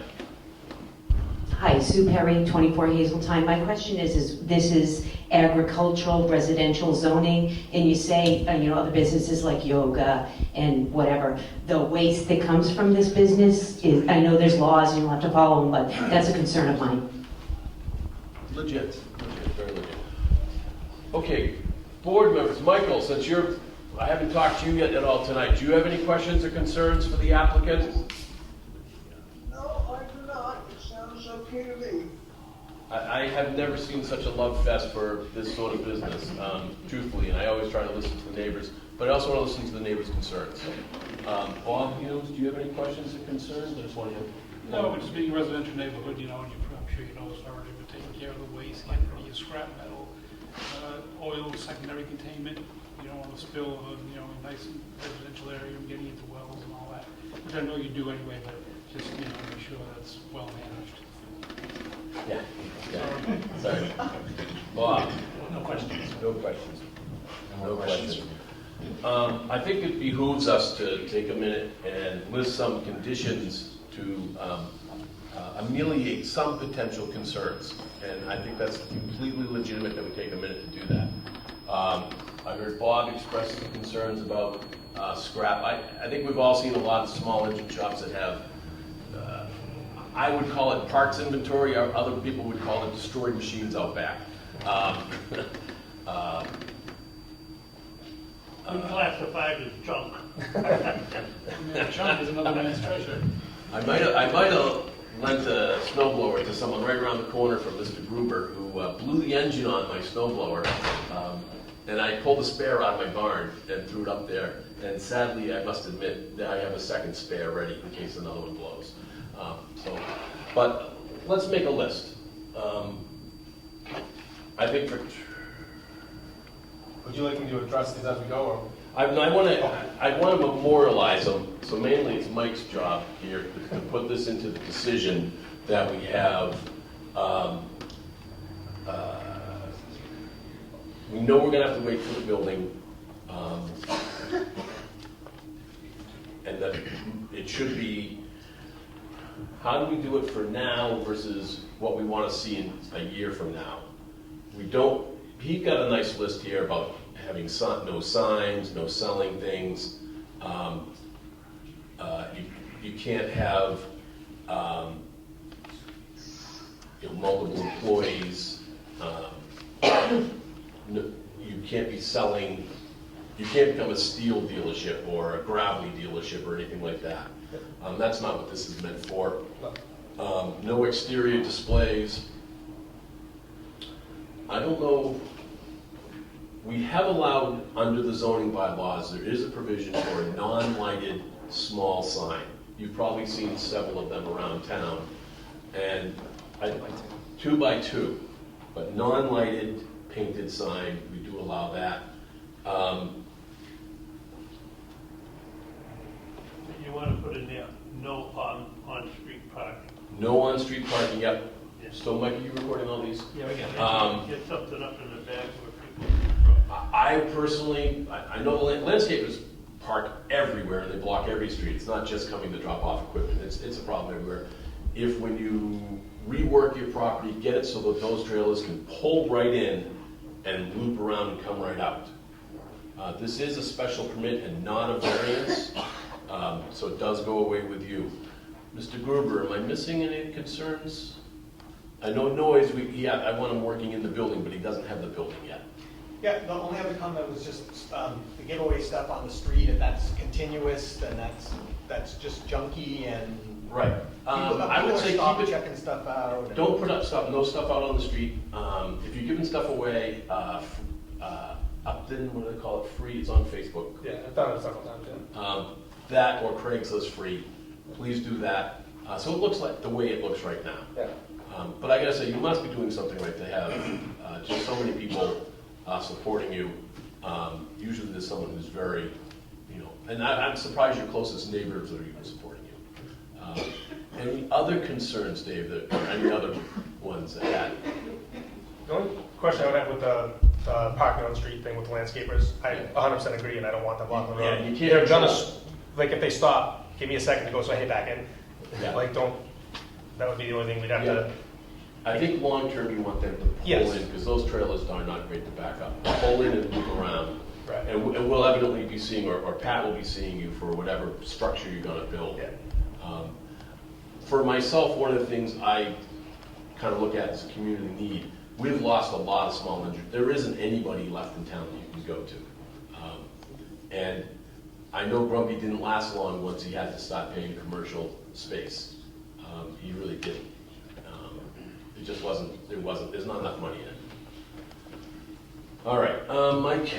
Does the board want to also tie the use to the construction of the barn and use of the barn? Can we put a time, like you have a barn? It's tough to put time because things might be good, things might be bad. But can we do that? Yeah. Well, just on that, I do have a like vinyl carport, if you will, right now that I'm working out of. I know it's not a permanent structure, but how the building wouldn't affect that part of that. No. That would be. We've had lots of people put those in, and the neighbors by about 5 years later are begging us to let them build something to get rid of it. Right. Yeah, I apologize. I meant more like there's the intent to build, right? So that in a year's time or so that be provided. Is that or is the board more concerned? I like the idea. I just know from my own personal life, I'm a year and a half in, I'm still not done with my house. So that the applicant move forward, be required to move forward. I don't know if we can hold it to a date. That's really hard.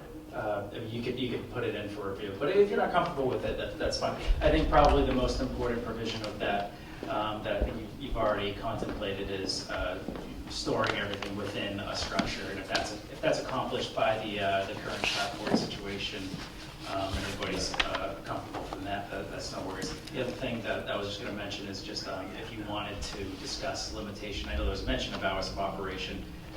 Typically with these things, you would put in a condition to limit it to hours of operation and days of the week. Yeah, that's in the application, right? Yeah. Well, through the decision. Let's put it into the Yeah. decision. Yeah.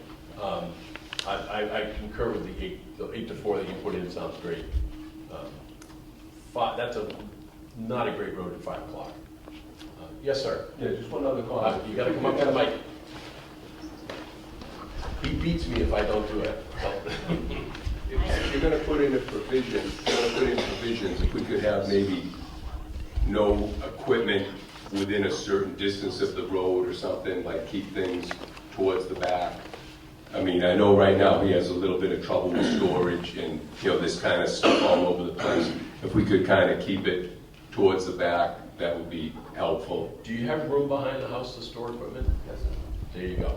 I could even, if it came down to it, I could put, I know you don't want to talk about the swing set, I could put a vinyl fence across for the whole thing and everything would be on that. Yeah, no, I mean, I'm just saying, just to keep things, confined out to the back, that would be helpful.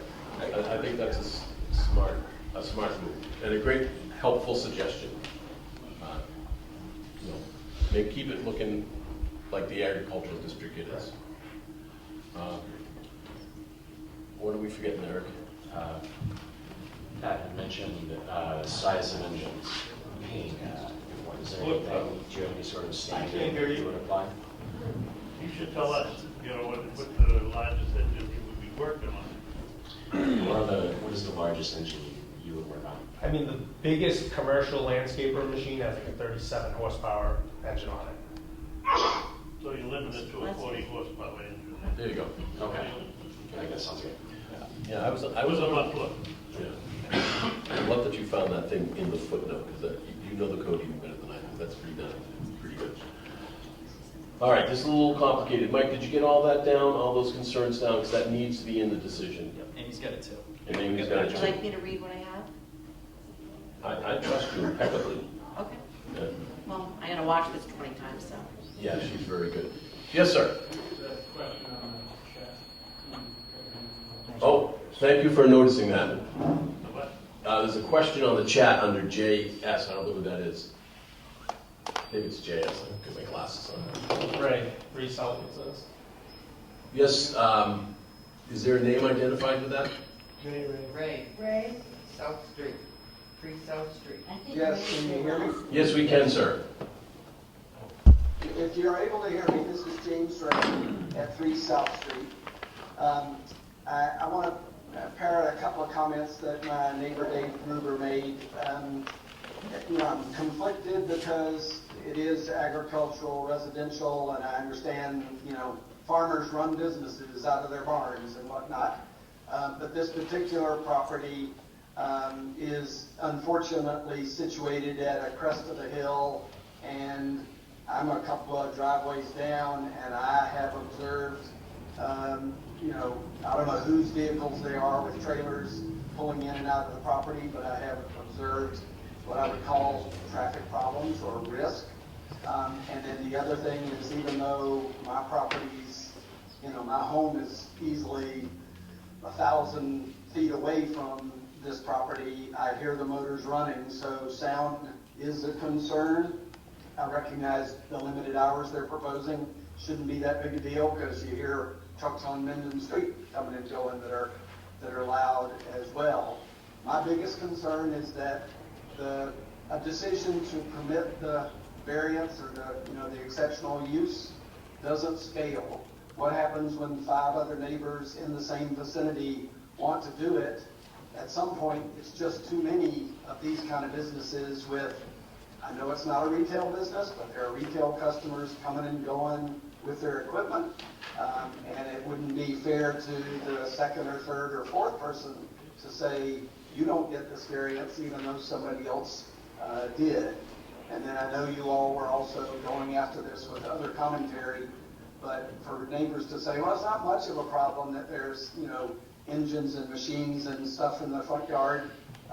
But when you drive by, it's visible. It looks a little bit like, a small engine used car lot. There are a lot of machines out, and doesn't present the residential image that I think many people associate with 2nd to South Street. That's it. Okay, well, thank you for your expressing your concerns. If you're willing to do the fence, I think that might be something we want to put in as a condition to ensure that people aren't seeing it and that stuff is put out back. I don't know how you want to word that, Mike, but I think it's a legitimate concern. I'm thinking of a guy who's running a small business, the same sort of thing out of Hudson, and you can see a lot of stuff there. I want to really make sure that there is a comment that there has to be appropriate storage for things like oil and gas that when a machine comes in, if it's going to be scrapped for parts, that it's drained and taken care of appropriately. Pat, is there any other things that we would need to make sure that this is, because this is unusual, that's why there's so many conditions. I would say no storage within 50 feet of the street, because that's the setback of Okay. 50 feet, Okay. Thank you. All right, anything else from the board members? All right. I say, this is very unusual. So count your blessing that your neighbors like you. I'm the one that's going to get all Absolutely. If you don't do it, do it.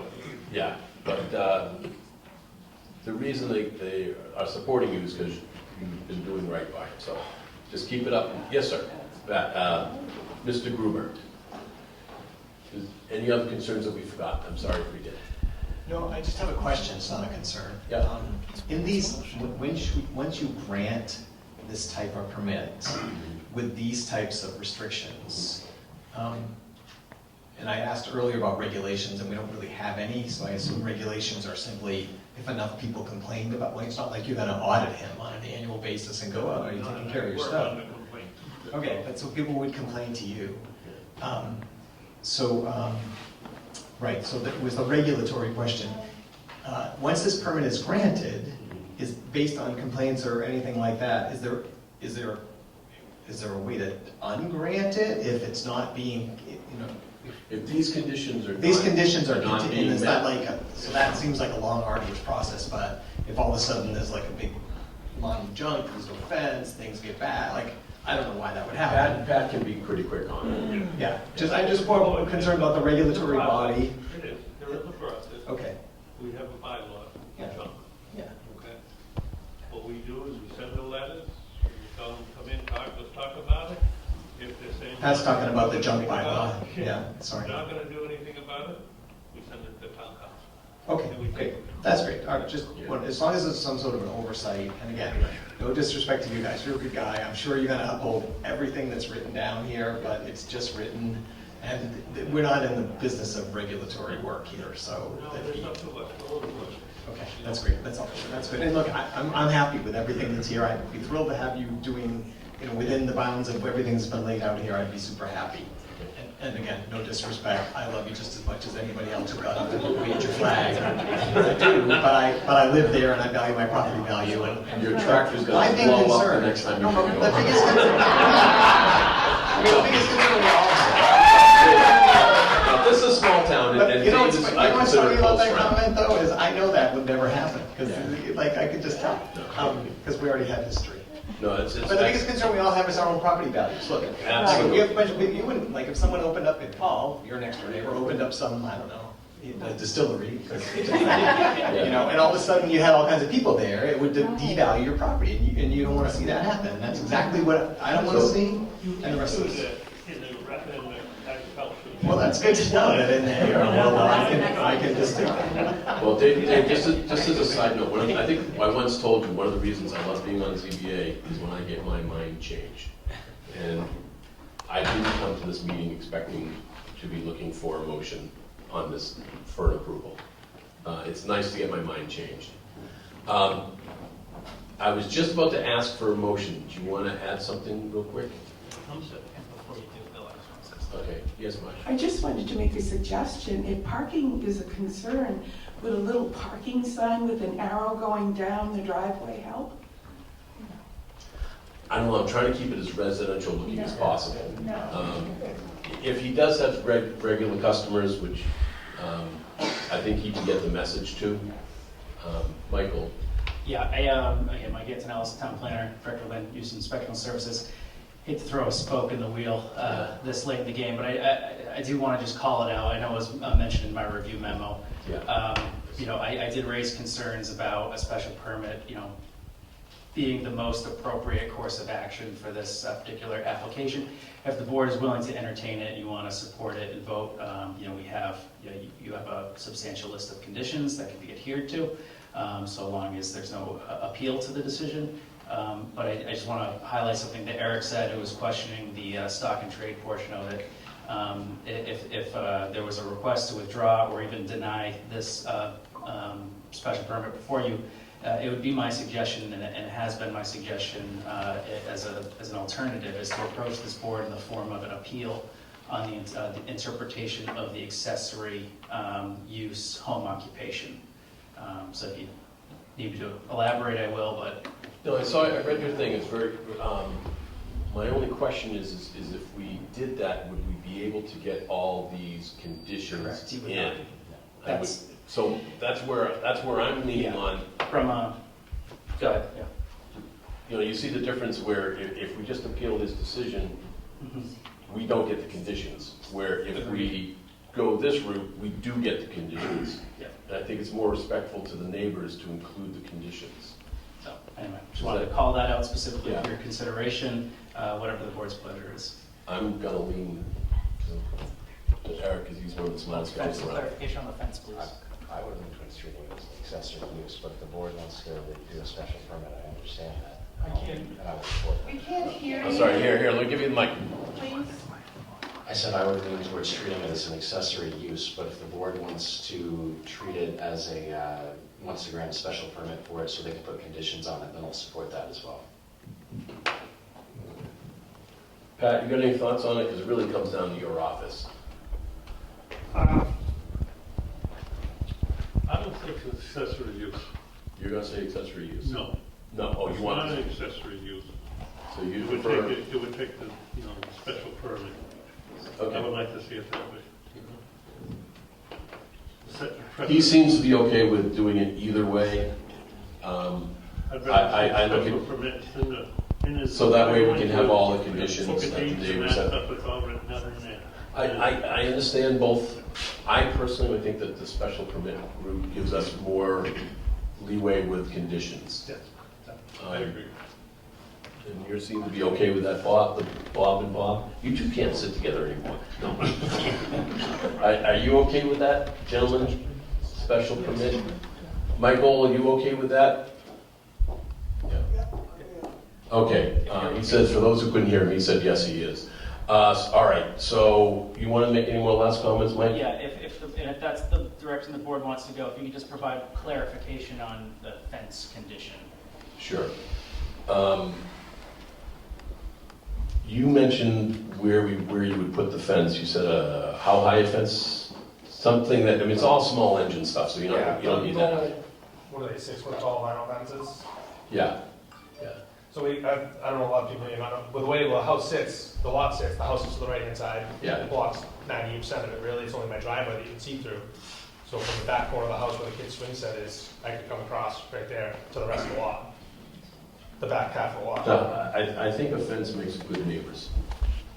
So why don't we put that in as a condition? Back corner to where? I don't know if I'd say back corner. What we said, at least like 50 feet would give you plenty. 50 feet, yeah. But 50 feet of fencing would give you plenty of room to put everything behind. Okay, at least, how did you say at least 50 feet? All right, so nodding to Pat, and have you made a motion yet tonight? I have. Bob, have you made a motion tonight? He has. I guess it's Eric's turn again. All right, I move that we approve the request for a special permit at 12 South Street in the application of Edward Deanna III, subject to the conditions that we've discussed tonight. Okay. Seconded? I second the motion. All right, all in favor, vote aye. Bob? Bill Andrews, aye. Eric Russell, aye. And Michael? Okay, thank you very, very much. And guys, you changed my mind tonight, so thank you. I always like that. And, all right, now I believe the next one is actually been withdrawn. Is this Stoddard Street, Amy? Not withdrawn. Not withdrawn, sorry. It's been continued to the next meeting. One second. Yeah, there was a request from the applicant to continue to the June 20th hearing. Okay, so for the variance for 12 Stoddard Street, it's too bad, I really wanted to hear the story of why that thing was down. Can I have a motion to continue that, please? Mr. Humes, I'm going to come to you again. Continue.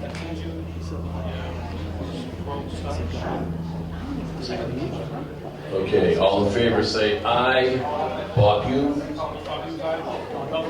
Bill Andrews, aye. Eric Russell, aye. And Michael Blood. Aye. Okay, so that is continued to the next one. Okay, appeal of 95 Crockett Road by owner Robert Stollard. 9 Crockett? Oh, sorry, sorry, 9 Crockett Road, sorry. This is I skipped that. By Michael Boyd requesting a variance on a side setback for a proposed garage to be built in the AR zone. For the board who's not familiar with Crockett Road, pretty much if you build anything on that Crockett Road, it's AR zone, but the house lots are tiny down there. You want to come and tell us what you're doing? Good evening, board. I'm Mandy Hicks. I'm from GBI. I'm Michael Boy's representative. We are proposing a 24 by 24 detached garage. We are, the required setback is 30 feet. With the proposed garage, we are requesting a total of 16.1 feet of relief. Hardships present on the lot with the 100-foot buffer zone. Moving the building to the right would encroach on the wetlands. There is also a 12-inch drainage pipe on the right of the lot that runs about 120 feet across the yard. In the front of the lot, there's an 80-plus piece of ledge. So we are requesting it at the most feasible location, and that is with requiring the 16.1 feet of relief. Mr. Boyes is on the Zoom, so if you have any questions, him or I are open to answer. And we also, for what it's worth, received a signed written letter from our neighbors at that 30-foot lot. They are completely fine with it. They're amazing neighbors, and they fully are on board with us building this. And again, we have that letter signed if needed. Yes, from 19 Crockett Road, we do have a signed letter of support from the neighbors. Okay, I'm going to open it to the board first, and then I'm going to open it to the audience. Does any of the board members have any questions or concerns?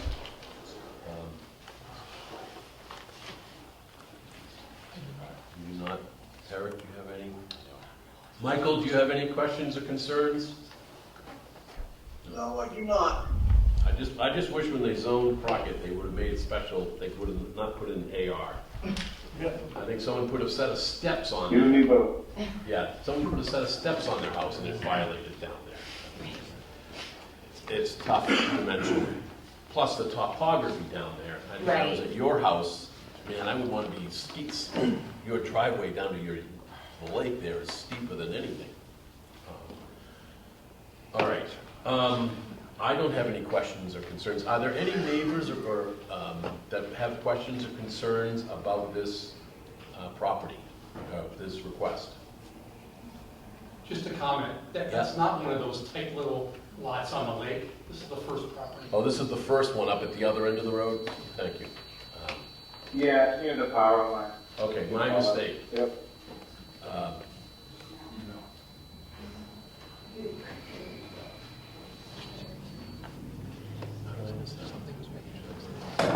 All right. Any questions or any other questions from the audience? Okay. This one's your turn. Make a motion to approve the application for variance of the 14.9 feet minimum side setback. Seconded? Second. Yes. Okay, Mr. Hughes. Yes, Bob Hughes, aye. Bob Hutton, aye. Bill Andrews, aye. Eric Russell, aye. Michael? Michael, oh, aye. Okay, thank you. It's a 20-day appeal period. Did you get all the green cards and stuff like that? Yep, I have Okay, excellent. So see Pat after 20 days. Thank you very much for coming forward to us. Thank you. I appreciate your time. All right. Thanks very much, all. Yeah, thank you, no problem. All right, now 95 Crockett Street. Appeal by owner Robert Stallard, 95 Crockett Road, requesting appeal of building commission's decision that short-term rentals are not allowed within the agricultural zone. Table of principal use. Yes, sir. Thank you, board. Appreciate your opportunity to hear my appeal. I thought I'd give a brief introduction so get a little understanding. My grandparents took possession of the property in 1938. It was a summer house. They lived in Milford. He'd been a page boy for a senator when he got out of high school. He then worked for the owner of the Rager Corporation for a few years, then his own store in Milford. He really loved being on the lake, and so when the opportunity to take possession of it, he was only using it during the summer. There was no electricity, there was no heat, so he would just go down there for a couple months. But I have his books, his guest books, and they continue using the property throughout the summer, inviting friends, having them stay over pretty much almost every weekend, many times during the day. So they didn't use it all the time, but they let other people use it because it was such a joy to be on the lake. He died in 1954. My grandmother was still around. My mom and dad started taking over the ownership, caring for it. Similarly, they lived in Hingham. Very much enjoyed that because that's how they grew up. I started coming there in 1945 as a baby. We just lived there. So I'm leading up to where I'm at this point. Hopefully it makes sense. So my father was getting older in the 1980s. He asked me to take charge of it, so then I would be able to help care for it. And so I continued the same tradition of my family and grandparents. We would go over there in the summer. I was working. I'm retired the last 5 years. But we would go over there and enjoy it. Sometimes I would go down there in the wintertime. But it quickly decided that it's not good to close up the place in the winter. Better to have a long-term rental come in. So typically back in the early 90s, I started renting it out in the winter for 6 months, which was a blessing. They took care of the property, took care of the landscaping, kept the place heated. Gradually, as I took ownership of it and had more responsibilities, as having to do some more repair, still working, we had family come up. It found helpful. I would invite some friends, they would come down and live there as well.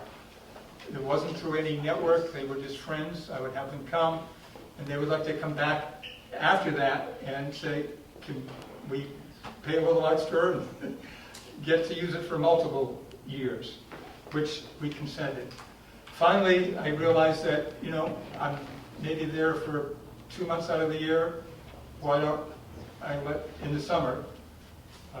So 6 minus 2 or 3 months for me, that left, another 3 or 4 months. So I was ending up renting it out for 2 or 3 months, but I was still allowing my friends to use it, so for 2 or 3 months. And so that combination took up the remaining 6 months of the year. So my point of view, it is my primary summer place. It's not a business. I think the last 3 years I made about, let me continue. So in the early 2007 or 2008, I started using HomeAway as a rental organization. What I'm concerned about in the whole issue here is that I see nothing in our zoning bylaws that has any reference to the word short-term rental. And therefore, that word really needs to be defined so we understand what it means. So they were allowing me to find people. Then, as my real estate background, I would do a thorough check, as was illuminated in some other situations here tonight, of finding out who was there, were their backgrounds, why they were coming. A high percentage of the case, they were coming because they had family in the area, they had kids, they did not want to go into a motel or a hotel with 2 or 3 children. It was so much easier to be on a vacation home that they could really enjoy some time together. So that, I'm not aware of any time in my experience of the 30 years of anyone complaining about my neighbors. Many times I'd have a chance to walk down the street and they would say, we met your people who are staying there, and they seem to be great people.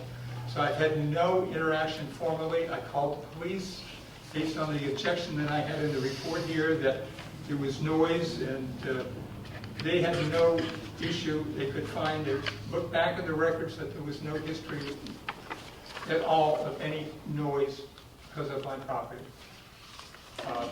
So I took. Thirdly, the property is the 2 lots, has 300 feet of frontage. The typical lot there is about 75, 100 feet. So as far as setback, my next door neighbor, from where my little patio area is, most of it's wooded, it's not open area. I think the town has, you have some pictures of the property, correct? I saw. So there's just a little patio area there, and there's a grassed area that has some chairs and so forth. That's 120 feet or so from my neighbor's major patio area up near their house. So really a big setback, and again, I haven't heard any issues directly from my neighbor.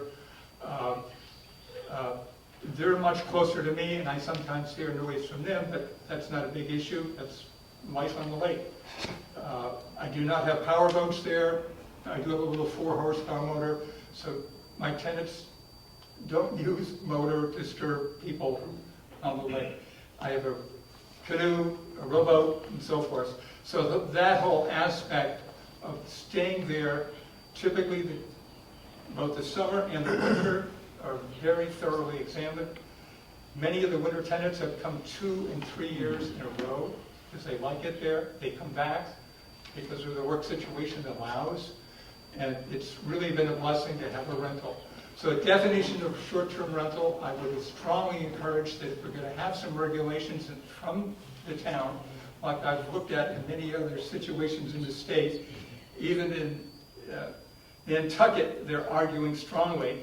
3 or 4 other towns that I've looked at, they have written out very specifics. They limit the number of days that you can do it. They can say who can do it. You know, you can't have a party there. Part of my restriction is you cannot have parties. But the hard part for me. Pardon me? I don't want to cut you off, but the hard part for me is. Microphone. Sorry, frog and throat. The hard part for me is part of the reason they're having these discussions is the judiciary has not been very kind to the Airbnb industry. And frankly, they're saying to the towns, you have to not allow these because they're not listed in your tables of uses. And I'm assuming with Pat that that's why it's not in the table of use because Airbnbs didn't exist when that table of use was created. And therefore, I agree with you, it needs to be updated.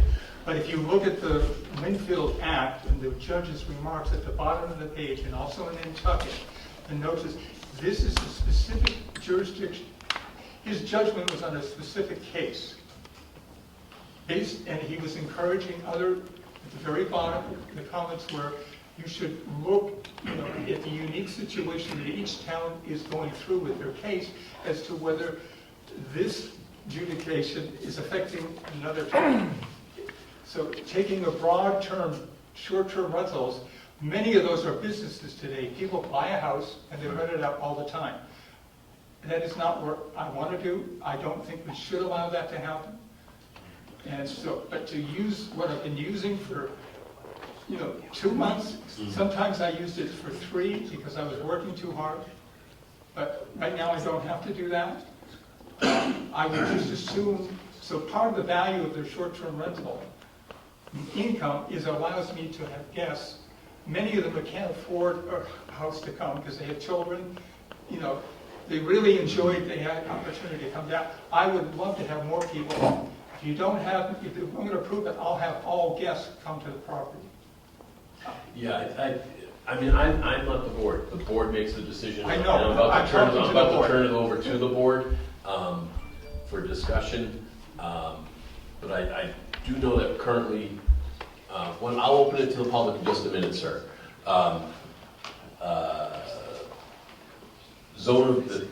The table of use, I believe in Eric will back me up and Mike will back me up, doesn't currently allow this.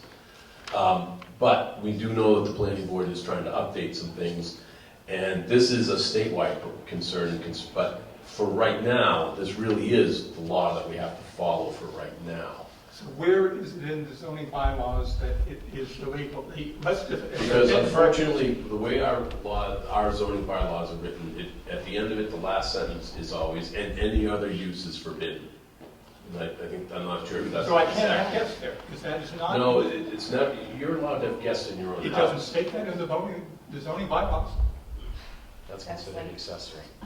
Yeah, that's, you can have a guest in your house, that's always been allowed. No one ever checks whether you have a guest in your house. I'm just telling you you asked where it is in the bylaw, I told you where I believe it is in the bylaw, and Pat, I think, Mike would probably be able to back me up that's where. It's not listed as a use, so. So, and the sentence saying anything Because not the word listed. didn't exist then. That's right. It's right, and the planning board has a lot to do on How do updating you describe something stuff. that didn't exist to saying that? I agree. So did we have rentals back then? It was rented out in 1971. I was staying there, came back from Vietnam as a combat vet. Yeah. I stayed there for a while. I had a friend who needed a place. He stayed there in 1971. He paid some rent. Right. Yeah. I know. Short-term rental. Ironically, you could rent it to someone for the whole year, and that would be legal. You can own a house and rent it to somebody. That's not illegal. I know. I've but been it's- doing that for 25, 30 years. I know. As I say, it's not my decision to make, it's the board's decision to make. I think you have made your points and made your points well. I would like to get comments and questions that the board has for you and give them an opportunity to give those questions to you. And there was a young gentleman who raised his hand back there who also might want to make questions or concerns. I think it's important that we reach out to the public and get their questions and concerns too. So first off, Michael, I'm going to ask, because you're online, I'm going to ask, do you have any questions or concerns for Robert? No, I do not at this time. Okay. Other board members? Bob? Eric's not this time. Bob, do you have any questions or concerns right now? How do we answer it without a rule?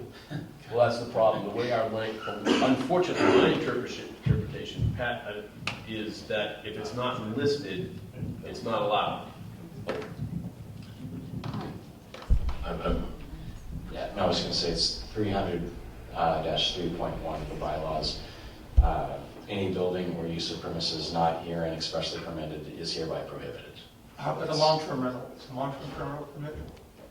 There's hotels, It motels, doesn't boarding have it. houses. I cannot rent my property out because the long-term isn't there. I believe you're allowed to rent your house to someone if you go It down isn't for a in the year. bylaw saying a long-term rental is permitted. So you're coming up with words that did not exist and therefore, but the use did exist, even though the word wasn't there. I didn't make the short-term rental word. When I started renting it out in the summer, why don't you? So is a 14-day property rental permitted? By state law it is. No tax. You can rent your property for 14 days and pay no tax. In a zone where it's not zoned for that? It doesn't state, it says you can rent your property out. That's the tax regulation, that has nothing to do with zoning or use. That's purely But tax. the state is okay, I agree with you. They're encouraging people to rent their house, you know, it's not a big deal for 14 days. So I feel for you. I absolutely feel for you. My brothers and I have a beach house in Rhode Island that we've been in since the 30s, and Narragansett is trying to eliminate all the short-term rentals down there. And we'd be really stuck if they So succeed. most of this, you know, what I've been reading, over in Europe as well, is where it's going on, they are allowing short-term rentals by stipulation. Right. Not as a business. That could be completely 100% true, but it's not the zoning code that we have to enforce. Or actually, he has to enforce, and we have to support him when he's right. I think I'd like to, if there's no other questions from the board, I'd like to open it to the public. I saw a gentleman over here raise his hand, but I'm going to ask that you come up to the mic and speak at the mic, please. Please give your name and address, please, when you speak.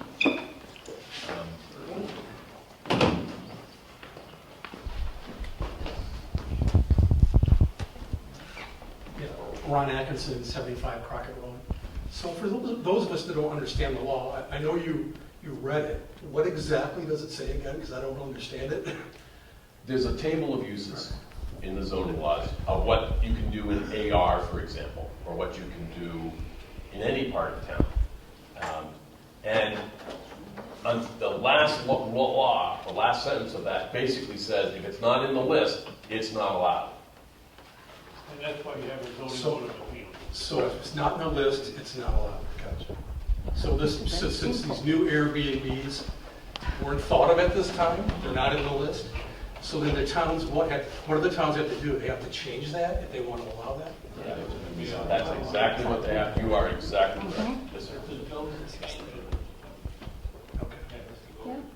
Get permits for everything. Mike is sharing with me, as set forth in the following table of principal uses, Table A, including the notes to Table A, or as otherwise set forth herein, or as exempted by general laws, any building or use of premises not herein expressed permitted is hereby prohibited.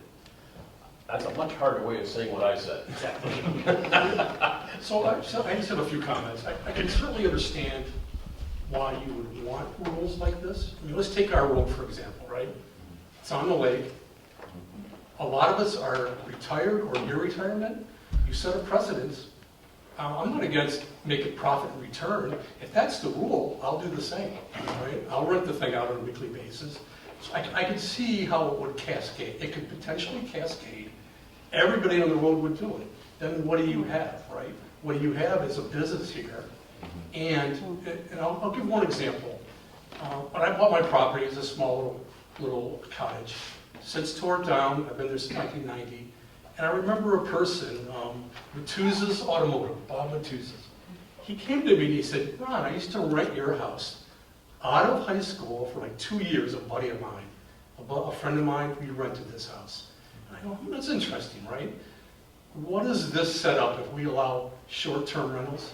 You're cutting out these locals. Who's coming in on these short-term rentals are out-of-staters. Right, we're not maximizing. We're not proposing. Right, but I kind of see the. We're on the other side of it. Well, I understand that, but I kind of see the purpose of the rule. Yeah. You could see how it could get out of hand, especially on a road like ours. I mean, we could set our houses up and rent floors. A lot of those houses have in-law quarters. You can rent them all out on a weekly basis. And then what do you have in the neighborhood, right? You have younger families, and they'd be dealing with this, right, that aren't renting. So anyhow, just a comment. I can see why we have the rule. Yeah, I think that reviewing the zoning rules, every 50 years or so is a little long time period. They do got to reflect the modern world, but right now, the zoning rules specifically prohibit things that are not listed in the table as principal uses. Yes, ma'am. Sue Perry, 24 Hazeltine Road. My comment is I just think that maybe you're taking advantage of something that isn't, it says that you can't do that. So just because it's not written doesn't make it so that you can do it. So I know that's just my comment. Yeah. You want to come up, sir? Thank you. My name is Dave Gibbs. I live on 81 Crockett Road, former president of the Lake Association. I'm relatively new. I've only been here since 27 years. So I've heard everything tonight. You guys and females have a difficult job tonight. This is a unique situation. Crockett Road is not Nantucket. It's not Nantucket. One of the reasons I love being in the community I'm in is it's not Boston. It's not even Milford.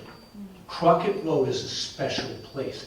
Everyone that lives there, we know we live in a special place. I wake up every morning and thank the good Lord that I live where I live. What Mr. Stoller is asking you, I wish you had the time to come walk his property and go into his property It is a throwback to the old days on Cape Cod, when some of us used to go to the Cape, where there were small places with a lot of electricity and so forth and so on. He's a good neighbor. He doesn't take advantage. If anything, he's taken advantage of. You go by his property, the noise that one might hear is the noise of children laughing and jumping in the water early in the morning. So whatever the bylaws say, this is a unique situation. He's a good neighbor, he's a good human being. I can't disagree with anything you're saying. And that's what I'm suggesting to you people tonight. Sometimes we have to look at what's in the best interest of people. This is not Boston, it's not even Milford. We unfortunately have to follow the rules and regs, but I would tell you, absolutely, do those rules and regs need updating? They haven't, last time, 70, what, Mike? This particular one, I'm not. I want to say, last time the zoning was majorly overhauled was this, I think, 70s, if I remember right, correctly. It might have been 80, but yeah. Might have been 80. I mean, it's 40-something. Yeah, I mean, it needs it. I think that there is a place for the public, and you guys can come forward and have this discussion, but in all honesty, I think anything like that has to start with the planning board. And I agree, go for that. I would love the planning board to rezone Crockett Road, because every time two people sneeze down there, it ends before us. If someone adds an outhouse on the side of the house, I mean, there's just no room down there. Planning, it should be its own separate zone because of how close the properties are. And it's an AR, which is what, 500 feet of frontage? Agricultural, residential, Right. minimum of 2 acres. There is, Yeah. I don't think there's any house. There is. I have. You have. Yes, He does. It was 47. But you don't do that. But the ironic thing I would like to is, see him leave alone. the home on the lake How do you feel? that is least intrusive and obvious is being punished the most. They're ripping homes down and putting in mansions. I don't disagree. It just doesn't make any anything you're saying. sense. Common sense doesn't make any sense here. Forget about relationships. The situation doesn't make any sense. If you It's go not to Nantucket. If you since you obviously have leadership qualities, because you've been the president of the association, you get that group together to go to the planning board with some updates. I'll even write a letter, and maybe even get the board here to try to vote on a letter to say, update the zoning down there. But for this case, for now, for here, I don't know how the board feels, but for myself personally, I have to follow what's in the rules. Sometimes, gentlemen and ladies, you have to vote with your hearts and what's in the best interest of humanity. I'll leave it at I've that. already done that once tonight. That's I'm too not many times for suggesting me. not. Thank you. Thank you. All right. We still have the 40B to do tonight too. So Oh, yes. keep it short. Rick Marino, 97 Crockett. So one thing that I would like to put a different outlook on things is that the AR zoning on Crockett Road to me, is looked at as a benefit. And that's because you're not allowed to do whatever you want to do, and that everything requires special permits and neighbors' opinions, and to figure out whether things are a detriment to the neighborhood and the community. So I've heard several times that Crockett Road should be rezoned to allow for more things to happen. That's not why I live on Crockett Road. I live on Crockett Road because it's a beautiful place. It's a private place, and it shouldn't be a free-for-all for everybody. I just would like to try really quickly just to tell the reality of living next door to Mr. Stollard. Okay, he painted a picture, and it was a nice history picture. I appreciate the long history and all that. And also, Mr. Gibbs has some good, viable things. However, Mr. Gibbs lives down the street. He's not the next door neighbor. He doesn't know what actually goes on. And I'm going to tell you right now. Okay, so basically, as a direct abutter, myself and my family have firsthand knowledge, okay, of Mr. Stollard's business of renting his property for short-term rental tenants. Until recently, we were not aware of the legality of it.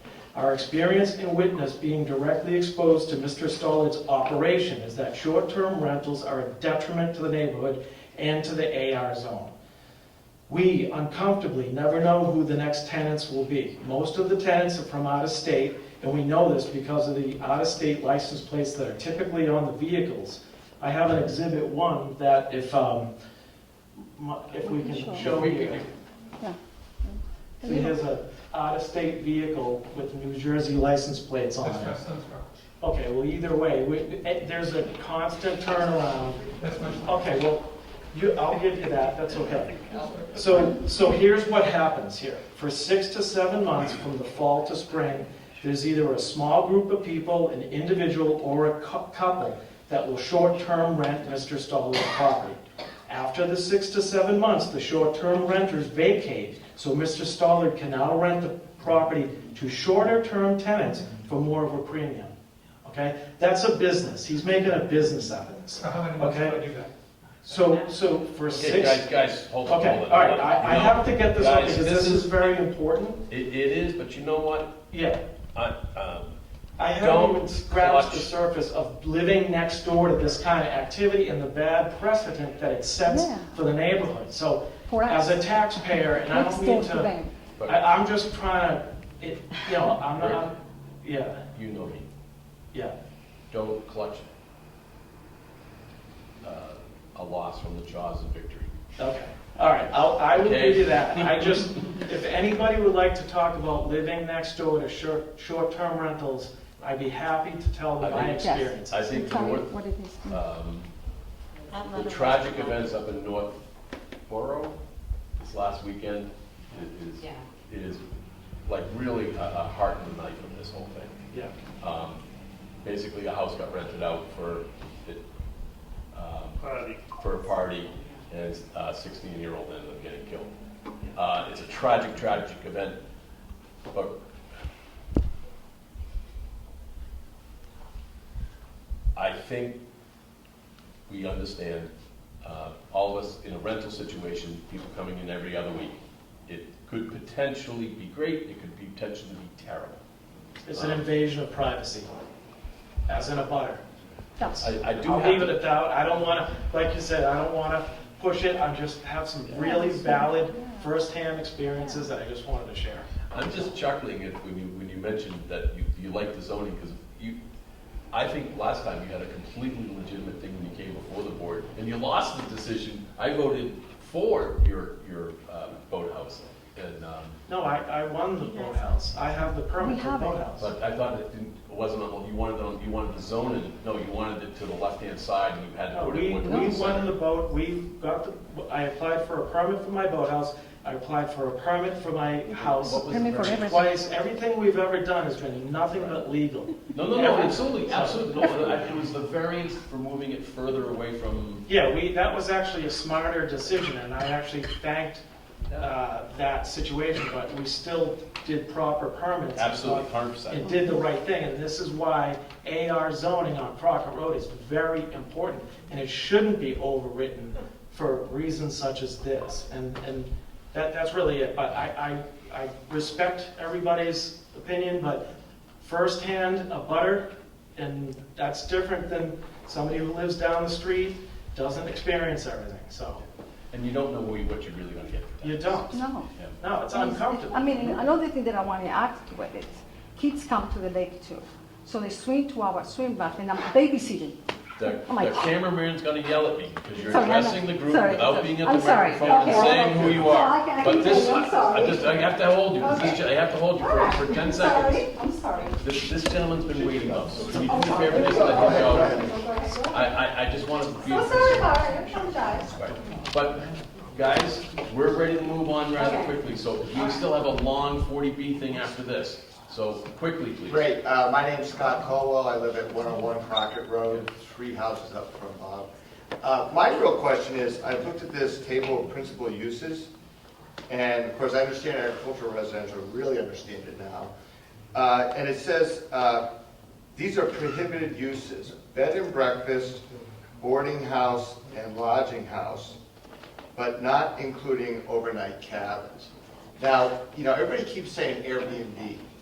Airbnb, VRBO, those are brands. Those are marketing things, right? A bed and breakfast, I like to ski up in Vermont. I stay in a bed and breakfast. Okay, the bed and breakfast, you pay $200 a night. It's basically a lodging establishment, right? Where you get a room and they serve you food. I just need to get clarification on this. It's not a lodging house. It's not a boarding house. It's not a bed and breakfast. But this does say that cabins are allowed. Now, most of the properties on Crockett Road aren't cabins.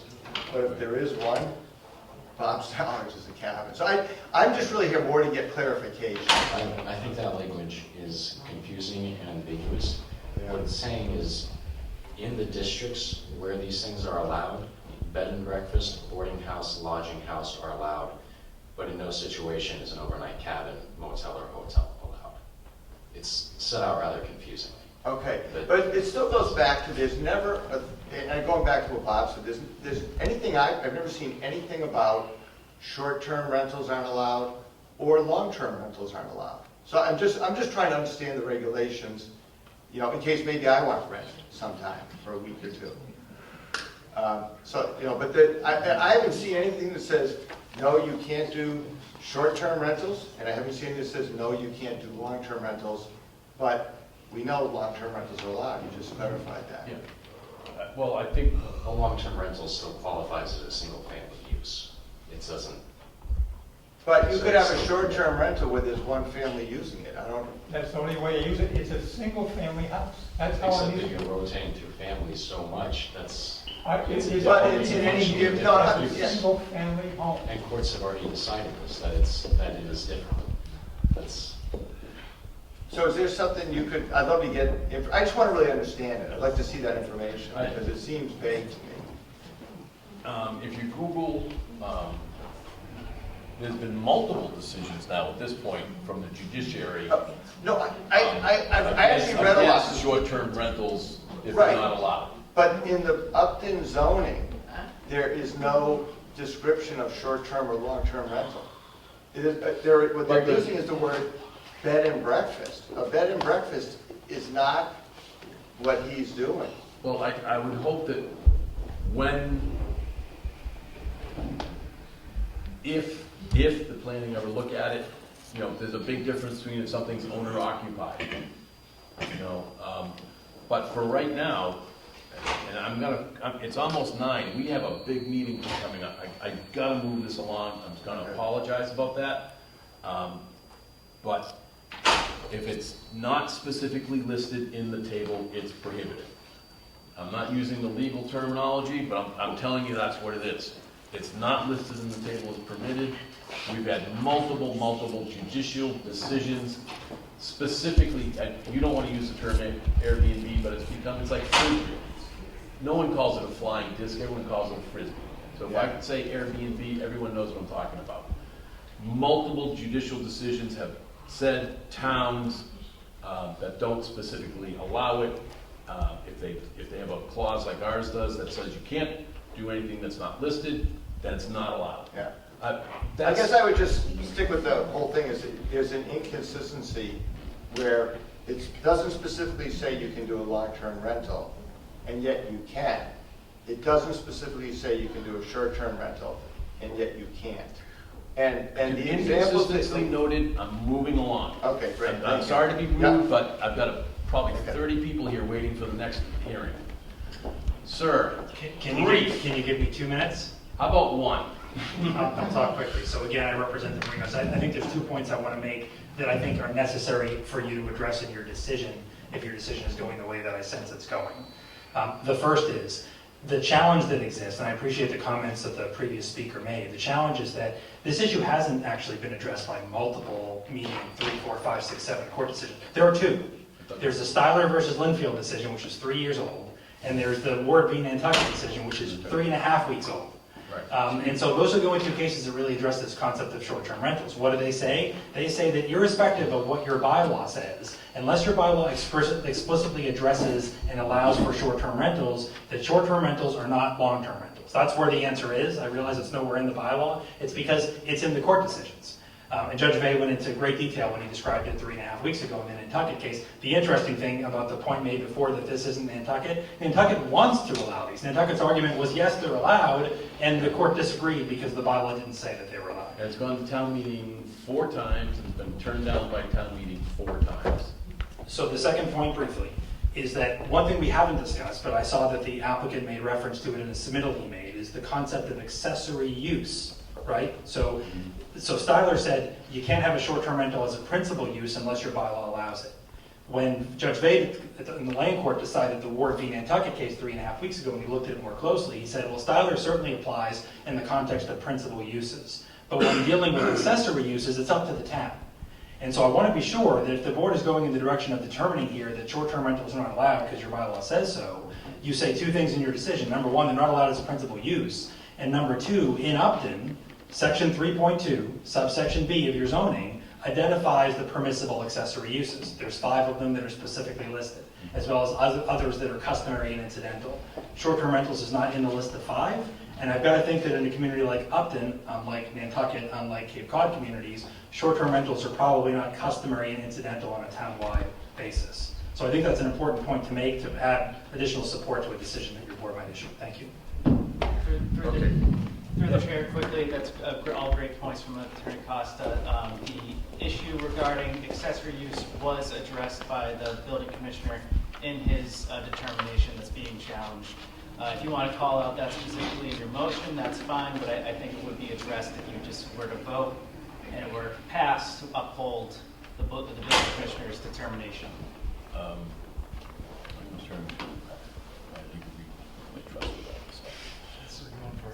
Are you looking for a motion? Yes, sir. I'm looking for a motion. We still haven't done the 40B. It's 9 o'clock. All right. I will move that we uphold Commissioner's decision on his interpretation of short-term rentals under the existing bylaw. Second, anybody? I second the motion. Okay, seconded by Bob. Michael Gleb, how do you vote? Do you approve? I vote aye. Bill Andrews, aye. Eric Russell, aye. Eric Russell, aye. Bill Andrews, aye. Sorry, I'm getting tired yet. All right, so Pat, you are supporting using. I would strongly suggest that if this is a planning matter.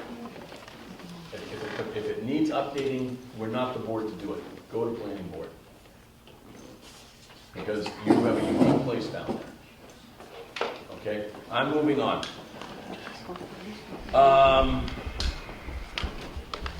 47 Main Street.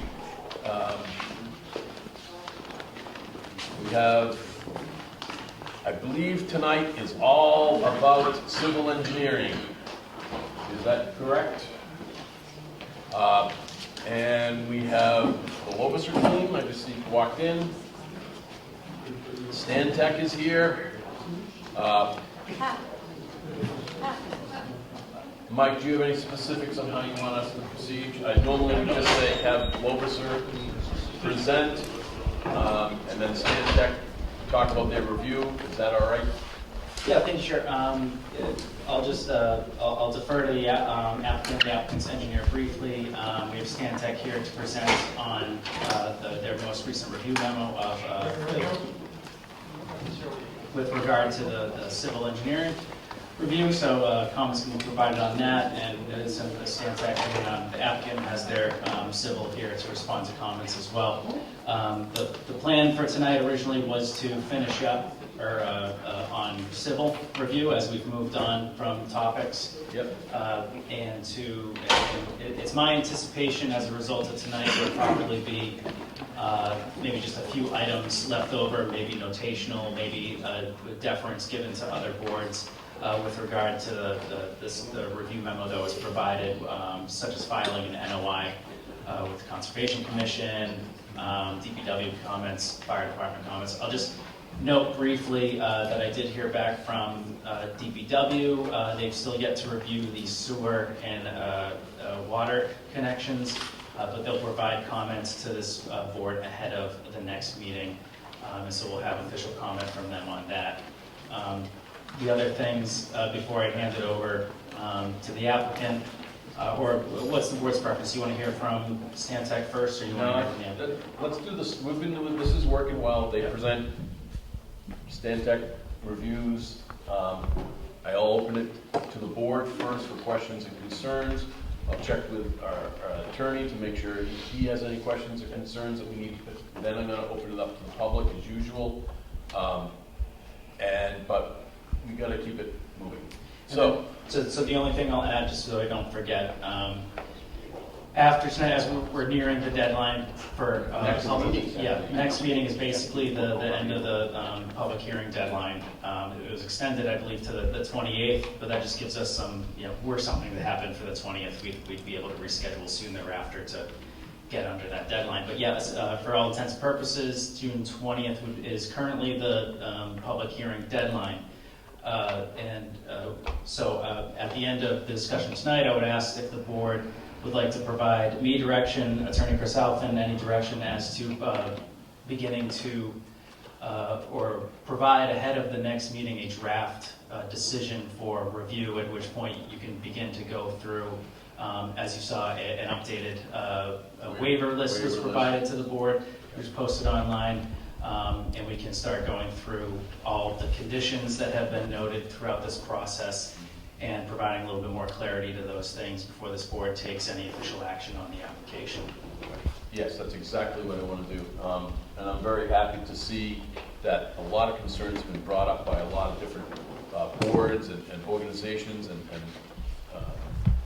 people that have neighbors and abutters, and I'm glad to see one by one you guys have checked most of them off. I see fire department here tonight, and I know some of their concerns. We still had one on electrical. I want to make sure you speak to them about, if you don't mind. Not ready for public comment if you're looking for. Well, I need a minute. Give me 1 minute. Is it? It's a point of order.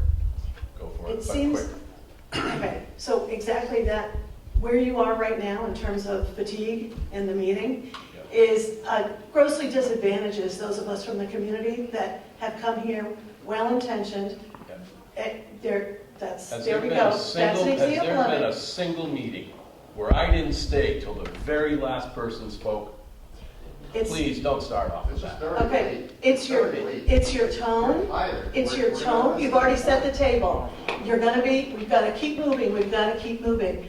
What I would suggest that would be appreciated from, other than whoever you have on your list that you just gave us, is that you respect the residents and allow us a public hearing, take some of this urgency out. It's in every meeting. It's like, move on. And we just listened to you tell 6 stories about, someone got killed in Northborough and you don't have a place to take your snow blower. This is not appropriate. You need to give us time to speak, not just send something in to be put on the record. That's not misrepresenting. I've listened to what you said, Mm-hmm. and I think even the people that spoke in, I have done nothing but listen to everyone and compliment many of you who have been willing to engage with the developer. We're done. We're going to start. We're going to move. The reason for the urgency is if you listen to the discussions, the state sets a timeline for how long we have to do this process. Mm-hmm. Yes, And it can be extended. this timeline, no, there isn't. It's a state law. Okay. Okay, and you know what? Guys, done. We're gonna, your time is done. I will give you a time at the public comment. We're gonna move on. You may not like it, but I think every one of you, from Marcia to everyone else, has known that I've listened and given you time every single time. I have stayed and allowed to stay. Okay, But well, I've heard we're the done. opposite. So that's Okay. The opposite as well, actually. People feel like they have had the opposite Excuse me, experience. gentlemen. Let's definitely get to it. At this time, we don't have too many major updates. We got a review letter back from Stantec. There are a few minor changes which we're happy to make. I'm sure Dave will go into it. Again, not much has changed from our point from this drainage, which we've had a few meetings on. So I think we should have a new plan submitted in the next few days. I'll let David kind of take it from here, but we don't have any major updates. Okay, so the new plan is simply just the current plan that reflects the update from the comments from Stantec. Is that correct? It's not a whole new... Yes, not a whole new plan. There are a few minor tweaks and calculations that Stantec has asked for. We will make those. We're okay with all of them. We're already working on the plan, and we will resubmit it. Not a ton of changes coming as a plan as it is. So I'll take it from there, but we have no major kind of updates on this time. Before I let you go, yep. it's important I look to ask the board if they have any specific questions or concerns to them that we can bring him back up if we need to. But do you guys have any? Okay. All right. Thank you, sir. Yep. Stantec, sir. Sorry, I keep forgetting your first name. Are you okay first off? Dave. Dave. You look like you're... Yeah, a little accident with the stairs. A broken bone in my ankle. Takes time though. Yeah, but... Dave, do you want to take the microphone seated? No, that's fine. I shouldn't be up here too long, but I'll go through my comments. Our comments on behalf and answer any questions or comments on the board. We did provide a letter to the board. It was dated May 3rd. It was subsequent to our previous letter of March 20th, 2024. Dave, can you be closer? Oh, sure. That better? No? Yes. Better? Okay. If I'm not talking loud enough, just yell at me. Like I said, we provided a letter to the board dated May 3rd, 2024, subsequent to a letter on March 20th, 2024. We did have a working session with the applicant back on April 11th, reviewed our comments in our letter. Town planner was there, the applicant was there, we went through the comments on our last letter, looking for some items and issues to be addressed. We did get a resubmission on that, which is reflected in this letter of, again, May 3rd. I'll just go over a few of the highlights that still remain, in our opinion, to be addressed by the applicant. Many of the items have been addressed in the past, but there still are some items we want to obviously make the board aware of. Can you make note of those specifically? Sure, yeah, no problem. Again, referring to the May 3rd letter, on page 2, basically we're just asking for a status report of the review of the fire department. They had written a comment letter back in January, and we were sure there's still outstanding items of the fire department, so it's just sort of a checklist that... He's sitting right there, and I've already pegged him, he's going to be up there. Yes, thank you. That's important. On page 3, similar comment regarding the DPW with the sewer, which Mike had talked about earlier. Comments from the sewer department, or where's the review stand with the sewer department on the plan itself. If there's any outstanding items on that, again, a general comment. Yeah, and I'm a little curious, because I'm down there once in a while, and I heard that everything was fine, but I just haven't seen anything in writing yet. I'm surprised.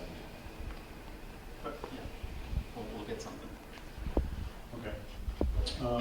Another comment we talked about was the modification to the latest plan. There's a trench drain that was installed right at the intersection of the proposed access drive to Main Street. Before, they had a couple catch basins there, now they changed that to actually a trench drain going across the whole width of the road. We just had a clarification on the detail that was shown on the plan. It appeared that there's some concern over the actual amount of cover over the pipe. And the detail they show, we don't know if that's an appropriate detail for the trench drain. So really, we're just asking for the trench drain detail to be evaluated. There might be a different type of trench drain that could be used in that area. Now, will that catch that last 30 feet that has been much discussion? I'll let Mike answer that. Yes, absolutely, and that's what it's intended for, to go across the entire width of the traveled way. Kevin was very concerned about that, legitimately so. Versus the 2 catch basins that sit on each side of a road, this is a trench drain that goes across the entire width of the 24 feet. Thank you for addressing that concern. And then we're going to work together to clean up the detail and the cover and things of that nature. Okay, But I want to say thank you for listening to that neighbor's concern and addressing it. And that was a concern that we had, because we want to make sure he gets taken care of too. Thank you. Yes, sir. Okay. Going to page 5, again, it's just sort of a housekeeping comment. Well, where does the project stand reviewing the Conservation Commission? Has the NOI been filed? You know, where does that stand on the permitting process for the project? Just looking for clarification on that. That will be filed next week. I have the draft we're reviewing. We're just waiting for a few signatures, getting the checks together. So if that's not in next week, then something's gone wrong, but it'll be in next week. Thank you. Okay. Going to page 6, we had some additional requirements. We had asked for some analysis of the closed drainage system for the project. This is regarding the closed drainage system goes into these 3 stormwater detention basins, per se, in the property. So what we asked for was for the clarification that the closed drainage system would in turn capture all the water that's going into the system itself, and so we asked for additional calculations to confirm that basically up to a 100-year storm, that those flow rates will get into the particular stormwater basins that's shown on the plan. They did provide some calculations. We asked for some of those calculations to be updated. They agreed to provide an updated analysis for those closed systems. And we also asked for, in cases where the flow exceeds a certain flow rate, that they consider double grade catch basins within the property itself. I think they've agreed to review that and come up with design recommendation for that. Excellent.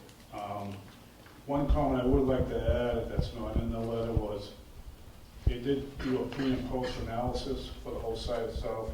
Again, this is a stormwater runoff. And in the report, they basically ID'd 3 points of interest in the analysis. Looking through the report, there's a summary table for the 3 points of interest. 2 of the points of interest, we didn't see any concerns. The peak flows are less than, so there's no increase in peak flow at 2 locations. The 3rd location, which is the culvert going across 140, we saw a minor increase in flow for the 2-year storm event. The 25, 50, and 100 didn't show any increase at all. So we're asking them to review that. Yeah, because I have my notes. Number 1 concern, water. So that has to be addressed. Yep, and that's new information at this, right now that's coming in, so we'll take a look at that. We promised the neighbors. Yes. I know Kevin was very concerned. We're Yeah. not going to send any more water down there than is currently going through. Yep, that's new information, it's not in the letter, we'll take care of it.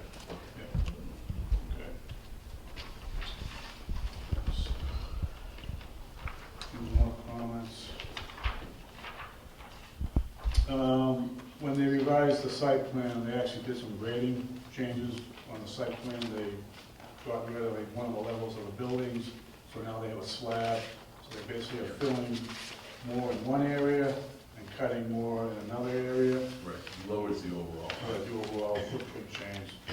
So what we asked for, there was cross sections going through each of the stormwater basins. The cross sections, we don't believe were really updated to show that grading change in the plan. So we're requesting those cross sections be resubmitted for review. Okay. And you guys can have that done for next meeting? Absolutely. Absolutely. It's already done, I believe, but. Yeah, we'll have that next week as well, so. I want everything, I want next meeting to be really reviewing those waivers, and I want all this stuff taken care of by you guys. You have worked in partnership in the past. Yes. Because I want whatever his concerns are, I want to have them taken care of. Another question, just sort of a housekeeping comment. When you submit the stormwater report, one of the requirements is you have to show the TSS removal requirement, which is a water quality requirement for the basins. One of the stormwater basins, we think they incorrectly added the actual treatment train going to that basin. So we're asking for that worksheet to actually be updated to reflect the current treatment train. When I say treatment train, like you keep some catch basins, and you may have an infiltration system, maybe a 7-4 bay. So it's basically just updating that worksheet so that reflects what's actually shown on the plan for a treatment train.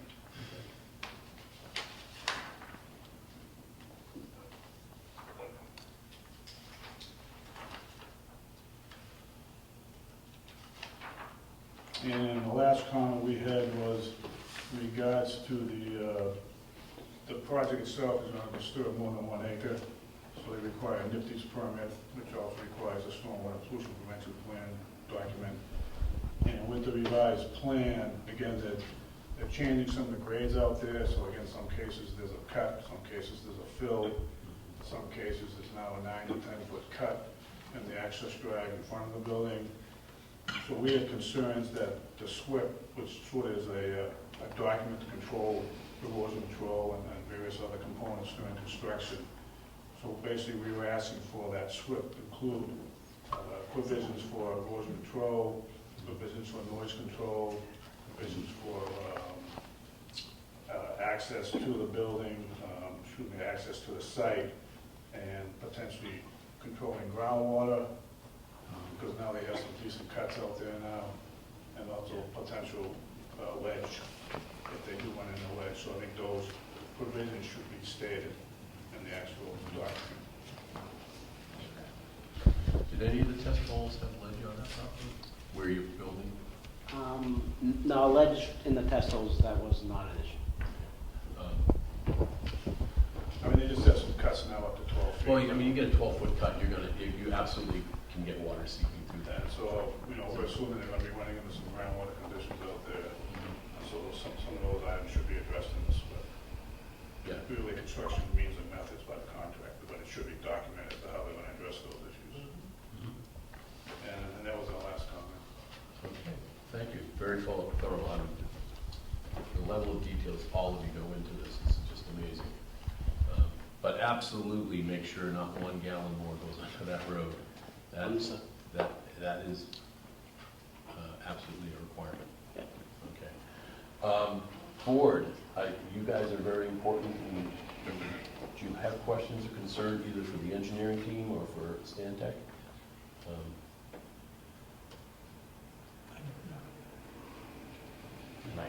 Not yet. Yeah. I mean, I think the main thing is there was a pretty big revision when they cut that floor out. And that definitely changed, And to the point is, the neighbors wanted it lower, so kudos for that. But it does make a bigger cut in the front. All right, so since the board doesn't have any questions, I'm going to let you have a seat. Take it slow. Public, you always get a time too. Can you? Oh, who did I miss? Fire. Oh, sorry, I said fire. Thank you for coming tonight. I saw your comment about, and I don't know if you guys saw it, on the generator access in case. Yeah, the design teams addressed all our comments. Like I said, just like Stantec had summarized, not dealing with a very tall building on terrace conditions is going to be a lot easier to handle for the fire EMS. The 2 items that we just had in there, and I think they can be addressed going forward, were the roadway cut, making sure just that there's the parking issues were addressed from, because we're the department that's going to have the big vehicles that don't have to be turned around, trying to back up to drive in the driveway because there's a funeral going on at the funeral home. So that was one of the items, but I think that can be addressed if Stantec can make sure that they weigh in on that in their final items. I'll defer that to them. And then we had brought up the issue about just making sure that they have, from a resiliency standpoint, addressed, and again, that can be done in the building permit process regarding power loss, because we're a rural community with lots of power lines, under a lot of tree limbs, and every storm, all the time, snow, we have a lot. So just as long as that's addressed in the design process of the building, our other smart comments are addressed. Yeah, and I think that's a particularly smart comment to have in this town. We seem to lose power and lose it a lot and for a long period of time. So that was a smart comment. Have you direct contact with them? Because I want to make sure that the truck getting in and out, and that I want to make sure that that's addressed and that you're happy before the next meeting. I don't want you coming in here saying it hasn't been addressed yet, so I want to make sure that you guys have communication. Yeah, I think, like I said, that we just wanted to make sure that it's really not our jurisdiction per se, because the state's going to mandate a cut into a state highway. Okay. But I think the state review engineer or Stantec just needs to make sure that they're aware of the parking condition that goes there. I think it could be a simple design feature to make sure that it's impossible to park within a certain distance of the corner of where the cut is on either side. And then that really would make sure that never is going to be a problem. Okay. So something simple as that. Like I said, and the one related to the resiliency just has to do with make sure they plan ahead. Because we're the people that get all the phone calls in the middle of the night, 3 o'clock in the morning when it's snowing and raining on Christmas. Yeah, thank you, Captain. Chris, I haven't touched base with you. What am I forgetting to ask? I don't think you're beginning to ask anything. I think we're heading in the right direction. You're asking the right questions, which is we want to close these loops up, especially to civil engineer comments, and most importantly to fire safety comments. So you're heading in the right direction. I think, as Michael described, I think we're close, and I know we want to set up a meeting with the applicant's team sometime soon before the next meeting, and we'll get on the same page to make sure that all the loose ends get tied up. Okay. You being the attorney, we basically, the board can't be part of any of that. It's going to be the professional staff, so I'm assuming Mike, you, potentially Stantec, potentially Captain Lazar. If you can get that, we got to have everything's got to be in, as far as I'm concerned, the public should be able to see everything and hear everything at that last public meeting. So I want to have all the waivers put to bed. I want to have all the design changes put to bed. The clarification on the drainage and things like that. I know everyone's very concerned about the water. I want to have that. I'm thankful that you made that change at the end of the driveway, because that was, Kevin had brought that to us multiple times. I want to make sure that that neighbor concerns get taken care of. All right, I'm going to open it to the public, as we always do. Some real fruitful changes have occurred to this plan because of your comments. So I want to make sure that you have that opportunity as usual. If you'd like to get up there, please state your name and your address. And we are focusing on the engineering review and the fire review for tonight. We're not revisiting previous agendas, unless there is something that has dramatically changed. Okay? So whoever would like to come up, come on up.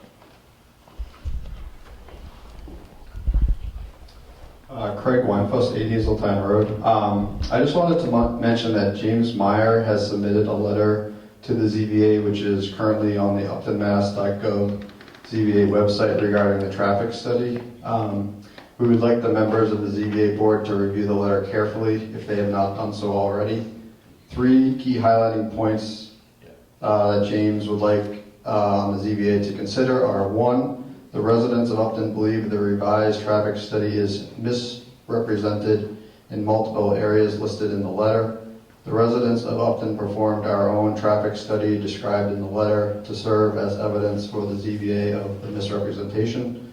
Number 2, the residents of Upton are requesting the board mandate a new traffic study with a revised scope to address the misrepresentations in the revised traffic study.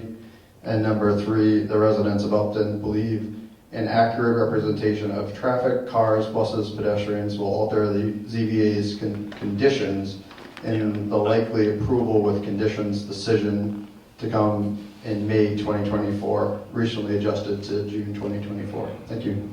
Yeah, just so you know, I did read the letter. I chuckled because I think that's the one that where he suggested, I think the original number of apartments was 68, and he suggested we cut it to 34. So yes, we did. I don't know about the rest of the board. I'm not speaking for the board. I did read it. It's not going to get cut to 34. In terms of timing, I want to make sure that we can put conditions on this. I think everyone understands. I want to make sure we can put conditions on this. I think the whole board wants to put conditions on this. If we miss the deadlines, and it goes, or we turn it down and it goes to the state, we don't get our conditions. I've tried to explain that point, that it's important that we get those conditions. People have come before us asking for those conditions. We want to get those conditions. And in order to do that, we must meet the timelines provided by state law. So it's important that we do that.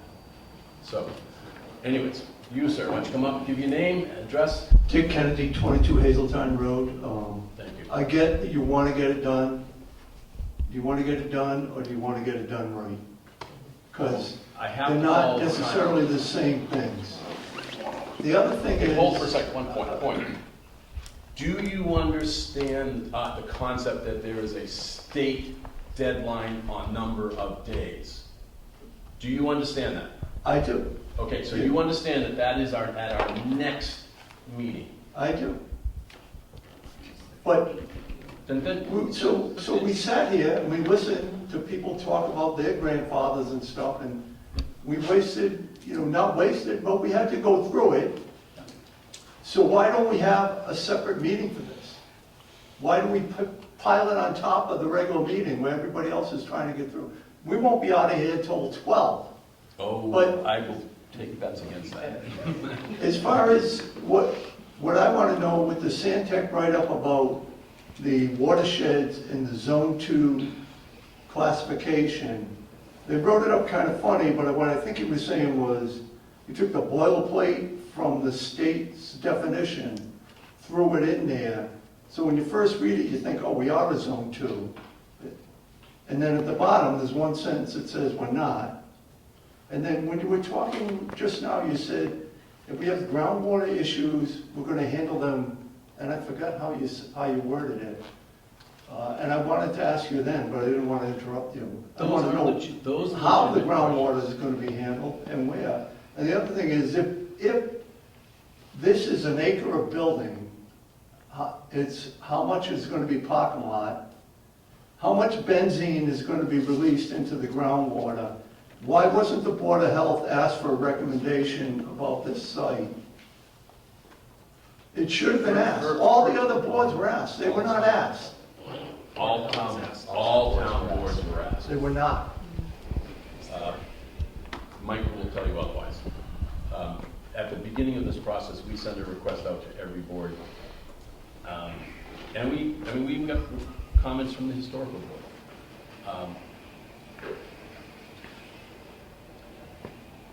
I like that you read his thing and you were very specific with a question to him about the zone. Okay, that's useful information to me because I'm going to take it and I'm going to read everything. I try to read everything, but I'll read that a little bit extra careful. And maybe you can explain it. Oh, sorry. Do you want to make a comment on that or just? What's the question? What's the question?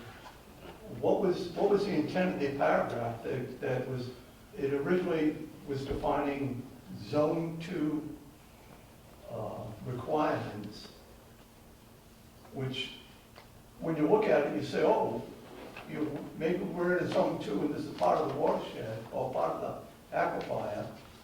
And then the last sentence is, but this doesn't qualify as a Zone 2 with some reason. Page 7. Number 6.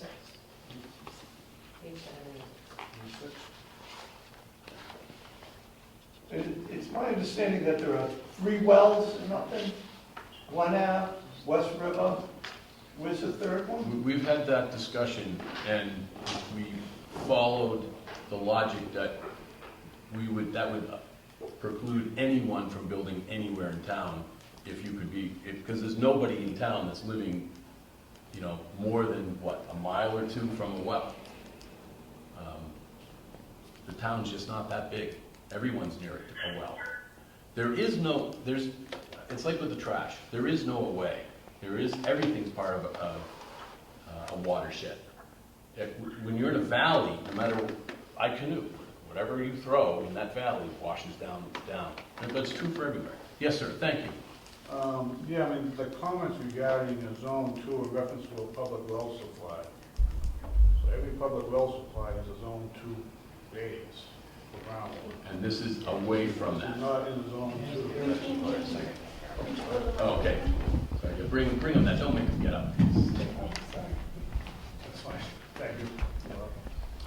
The comment that's being referenced is for Zone 2, which is for a public water supply. Every public water supply is Zone 2. And as I understand it, the project is not located within the Zone 2 of a public water supply in the town of Upton. So that's what that is referencing. I think the question is just that it's confusing that a standard is referenced. That's one Just to that's say one that of it the doesn't DEP apply. standards. So, yeah, can you just explain why the standard is described? We just described it because we did the review as per the Mass DEP streetlight standards. There's 10 performance standards. So basically, you put the 10, We the way he listed did all it, he the put 10 the 10 standards. standards, and then he said whether they applied or didn't apply. Exactly. Okay, because that's, yeah, I remember the document now. I mean, But it's a valid question, good, so, good for him for reading that. Okay. Yeah, no, I read your thing, I understood the logic of it, it made sense to me. Is there anyone else that would like an opportunity to speak? Come on, oh, Mr. Lazage. Oh, sorry. Oh, sorry. Paul Morganelli, 3 Laurel Lane. In looking at, I was looking at some of the committee reports to ZBA, and I noticed the Conservation Commission said that climate resilience should be planned for. And over this past spring, I've seen a lot of reports actually, that climate change is happening faster than had been anticipated. It seems to me we're never going to know if 1 extra gallon of water is not going to run off onto these people's land. The only way to guarantee that is not to build this project. Did you attend the meetings in the past where we talked about what standard was being used?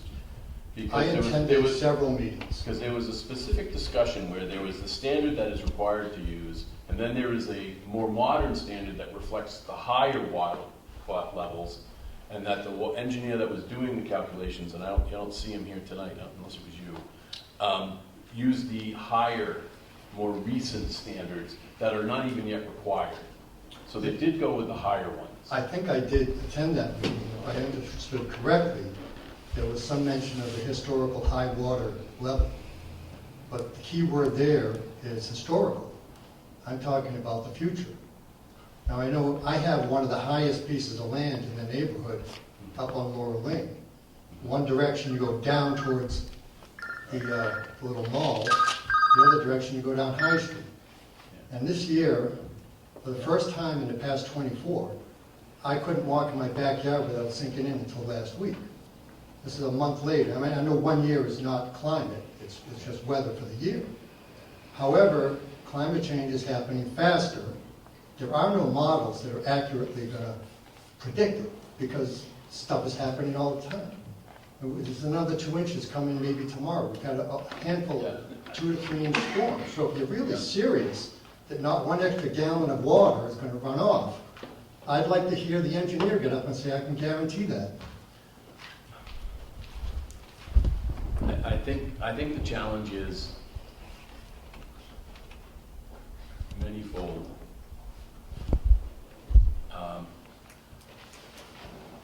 I heard your comment saying we shouldn't allow it, and I'm going to go back to the reality of what we're dealing with.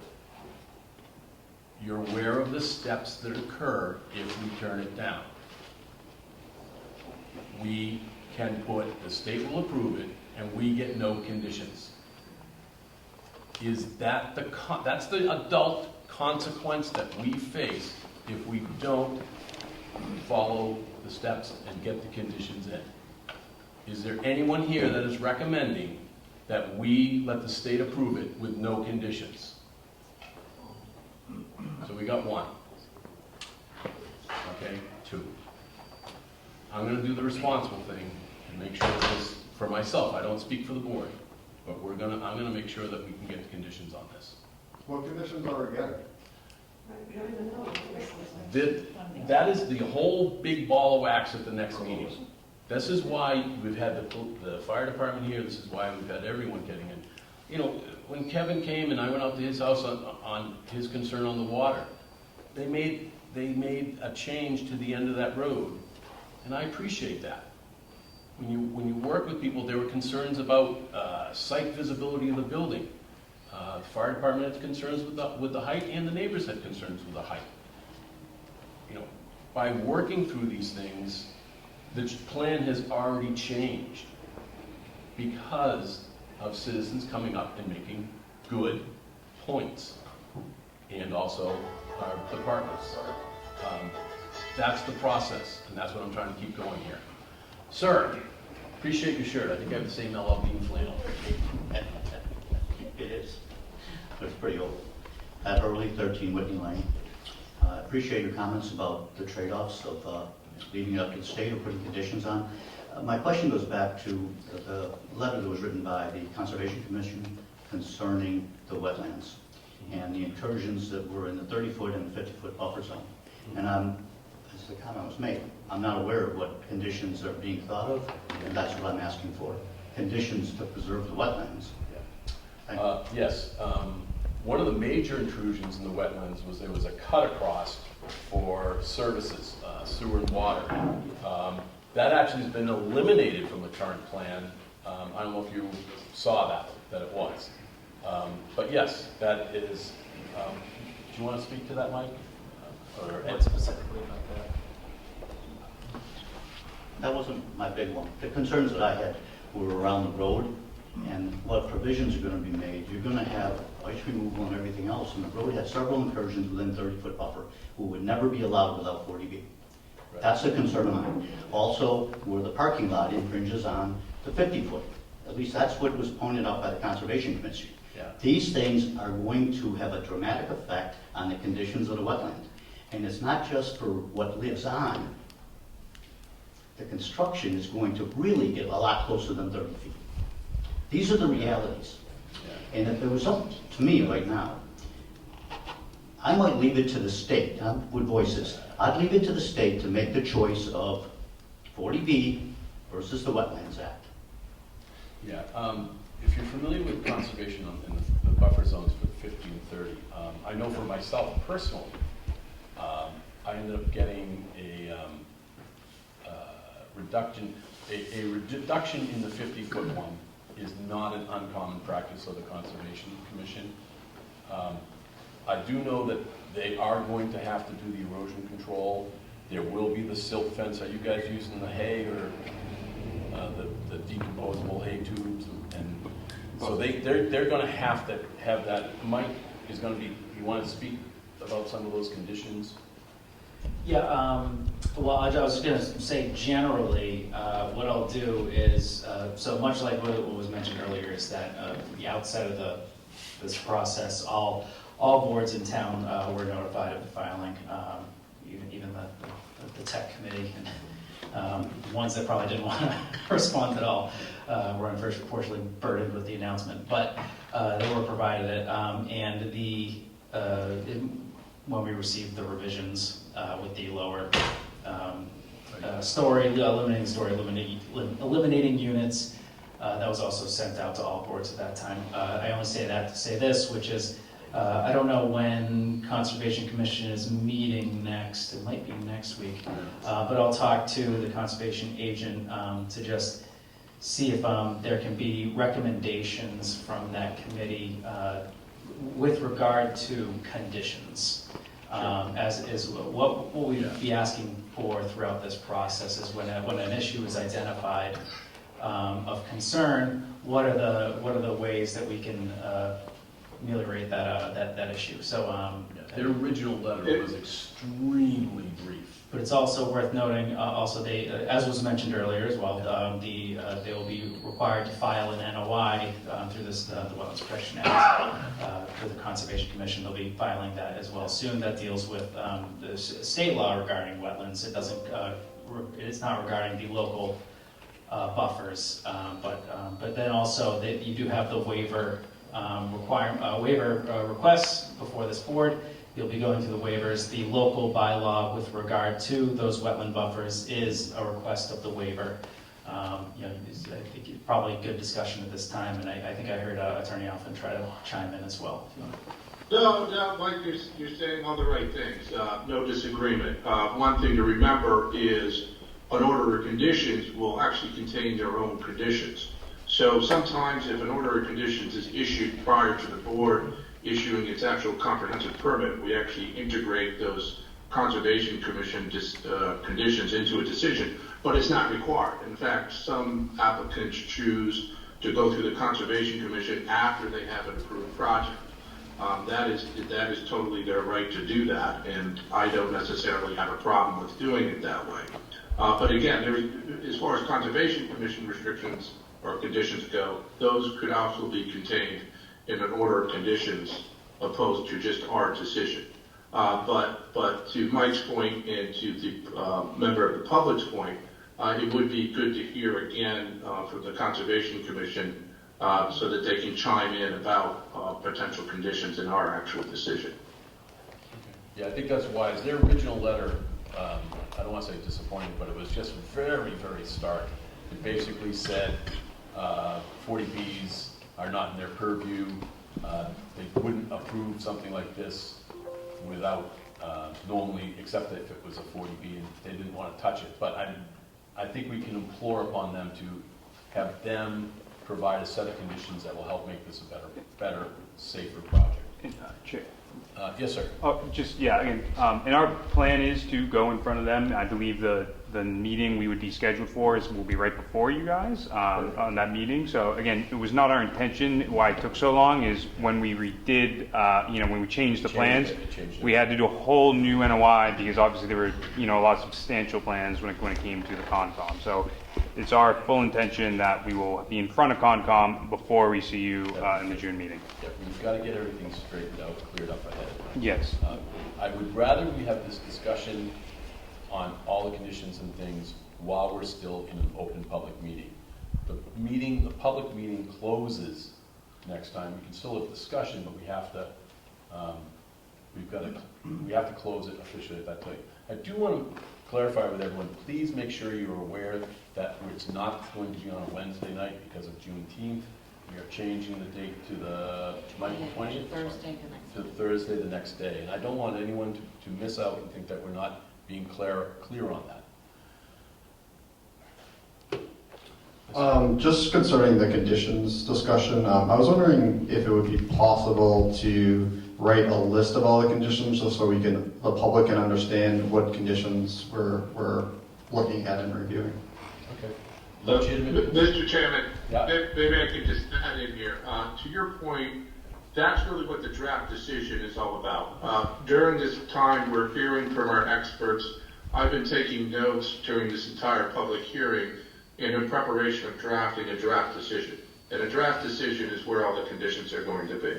So the way that this works best, it doesn't necessarily need to work this way, but it seems like the applicant is willing to work with the board to have it work this way, is that prior to the public hearing closing, we will have a draft decision to go over, and we're happy to send out that draft decision to different boards and committees and also to our experts to review our conditions to make sure that they all make sense. And of course, it will become a public document and the public can look at those conditions once we have a draft decision ready to go. Excellent, thank you. Yes, sir. Just want a little clarification, if I understood your comment about Massachusetts approving this without our input. Am I to understand then that Massachusetts will approve this project regardless of any objections from the zoning board? Yes. This project is done.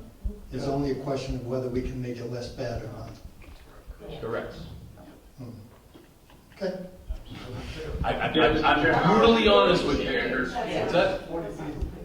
Chris might say I'm not correct.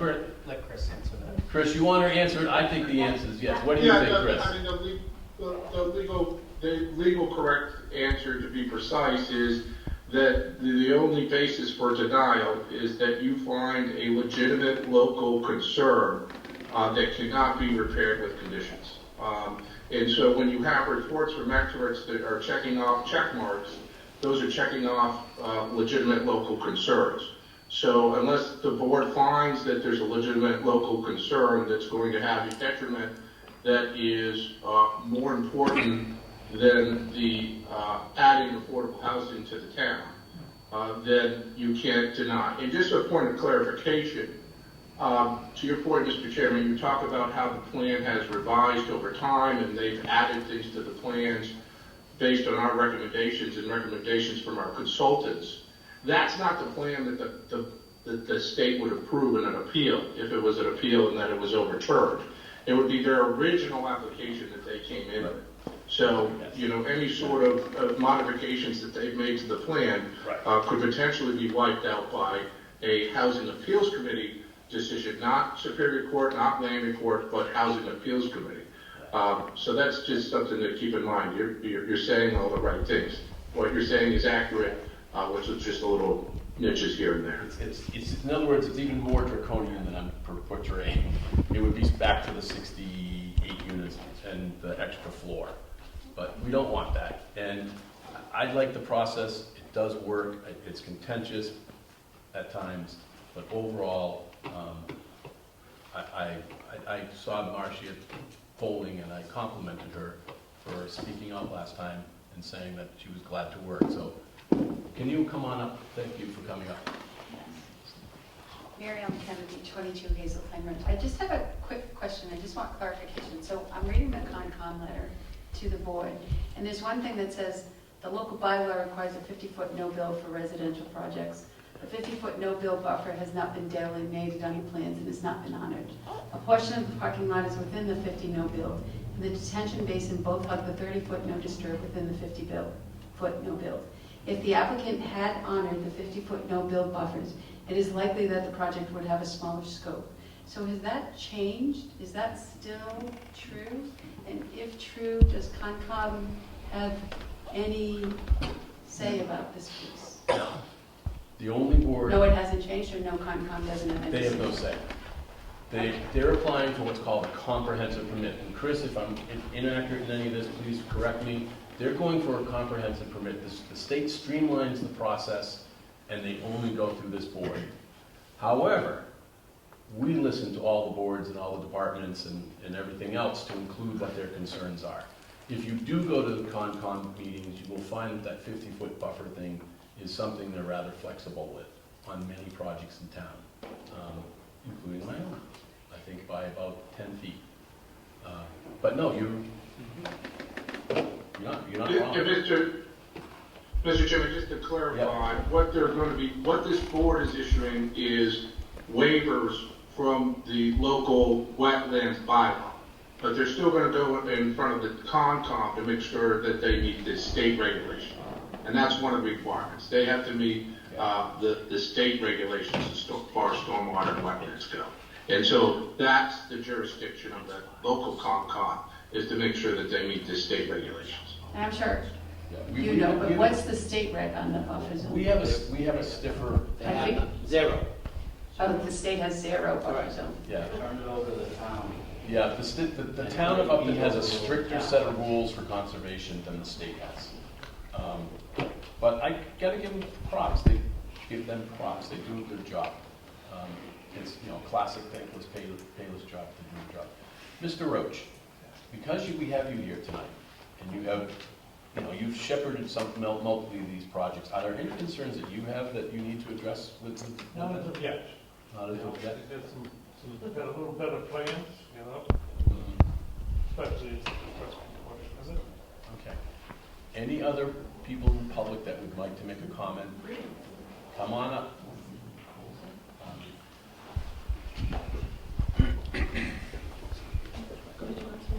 I am going to be like at town meeting. Someone wanted me to move the question. I'm not a fan of 3 bites of the apple.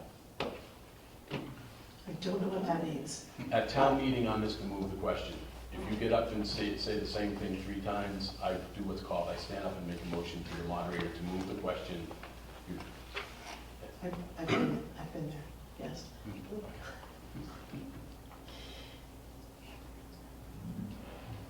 A developer must satisfy a set. Sorry, Linda Gay, 9 Fowler Street. A developer must satisfy a set of 40B specific design guidelines. The narrative description of design approach is submitted at 2 phases.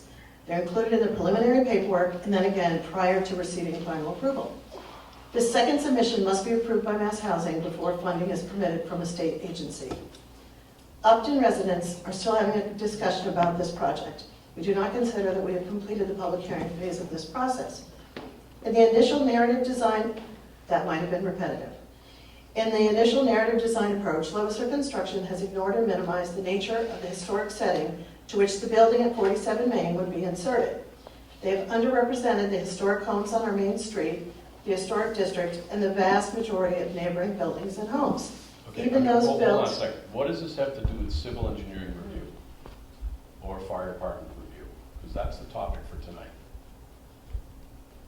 Okay. Through the chair, if I may, Linda had approached me about discussing this topic. I had suggested to her that this topic had not, I think it's been hinted at or maybe passively mentioned throughout the process, but I thought this would be a good opportunity for her to express these specific concerns tonight. By this topic, do you mean historic?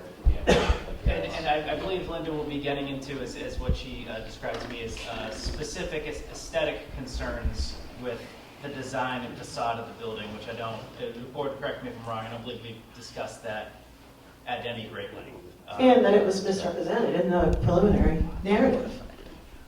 So this is exactly what I thought might happen. So I will step away from the mic. No, it's just... In my opinion, it's appropriate to hear. Yes, all right, go for it. I'm just trying to keep it on the topic. But go for it. I just also remember the letter from the Historical Commission, and there was a line that stuck in my head from it that said, there may be historical rocks. There what? Maybe historical rocks. And I thought it was a bit of a reach. But anyway. Rocks? Yes. Okay, well, there were other comments made in that letter.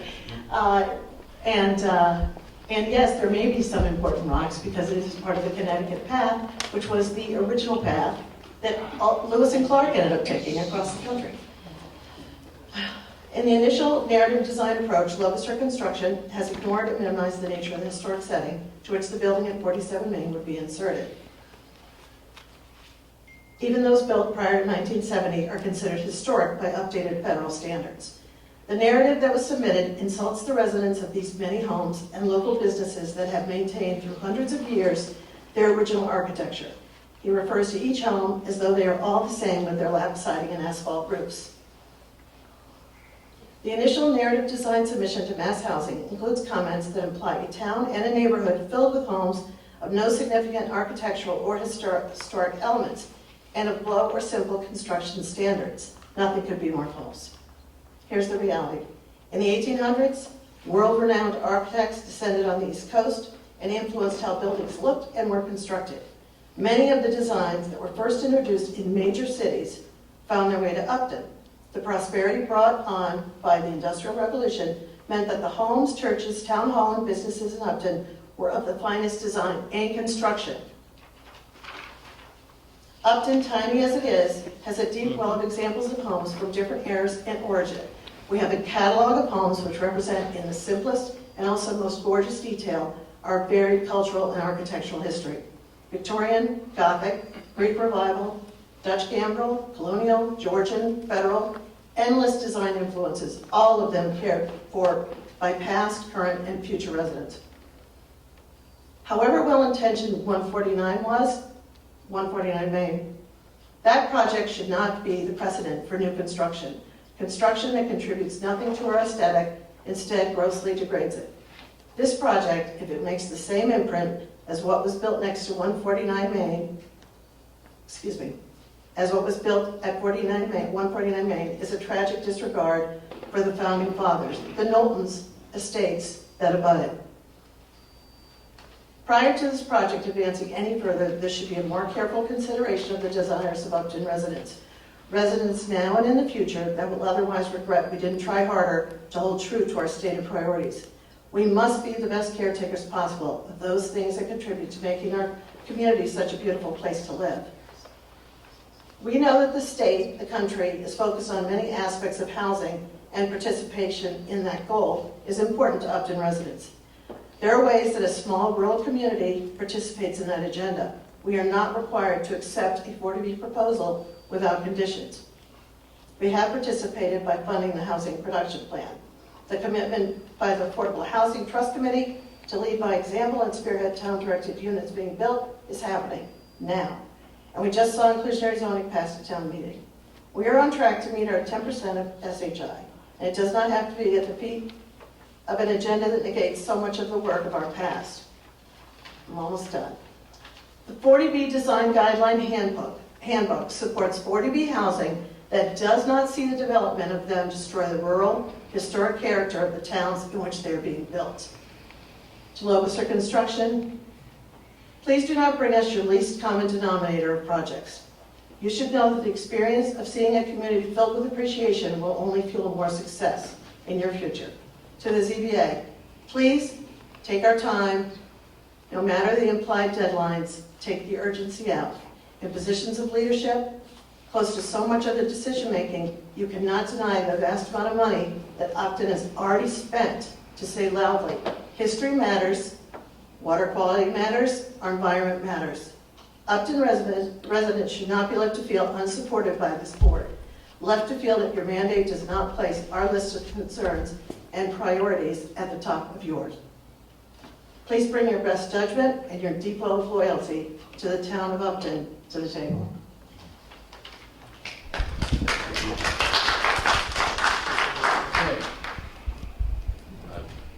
Actually, I just have one comment on that.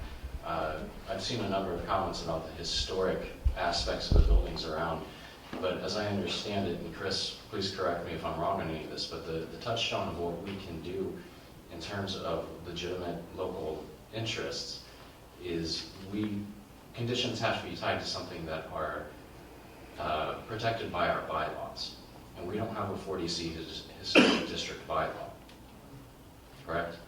That's right, and I think I sent correspondence about this, that as far as it was in a state historical, I don't, correct me if I'm wrong, if I'm talking about the right town or not, but I believe I sent correspondence about if you're in a state historical district, you may have to file something with the state, and I believe the applicant did that in this circumstance, but you are correct. I don't believe that there are no bylaws on point about prohibiting construction here. And furthermore, I don't know what the local concern would be.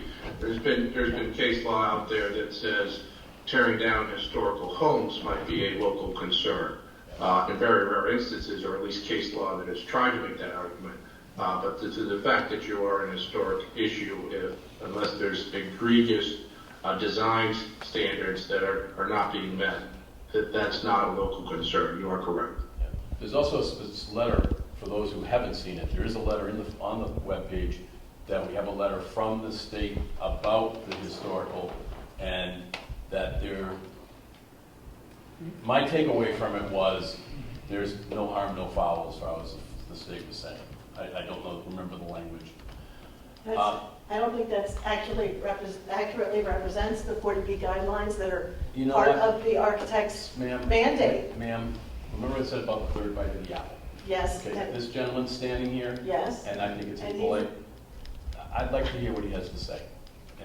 I'm sure you would, but I think it's appropriate to just change your... Excuse me, please use a less condescending tone. Okay, I'm sorry, but I don't like that. And I'll be clear about that. I don't like a condescending tone. I have given everyone a chance to speak, and I've given you multiple chances to speak. Okay? But you also need to listen. Okay? And when I tell you, the deadline is not me being mean and rushing things. The deadline is because we've got to get our act together so that we have basically everything written out for the next meeting. All of these details have to get taken care of. Okay? No matter what topic, I do think historical things are important. I do think Town Hall is beautiful. Okay? But we don't have the power and the legal authority to dictate what their building looks like. We used to have a member here who would argue with people who want to know the color of their house when they wanted to get a zoning variance. That's not within our purview. And we don't have purview over the aesthetic design of the building. My house is nearby and it's 1846. I would love to change how this looks, but it's not in our power. That's my problem.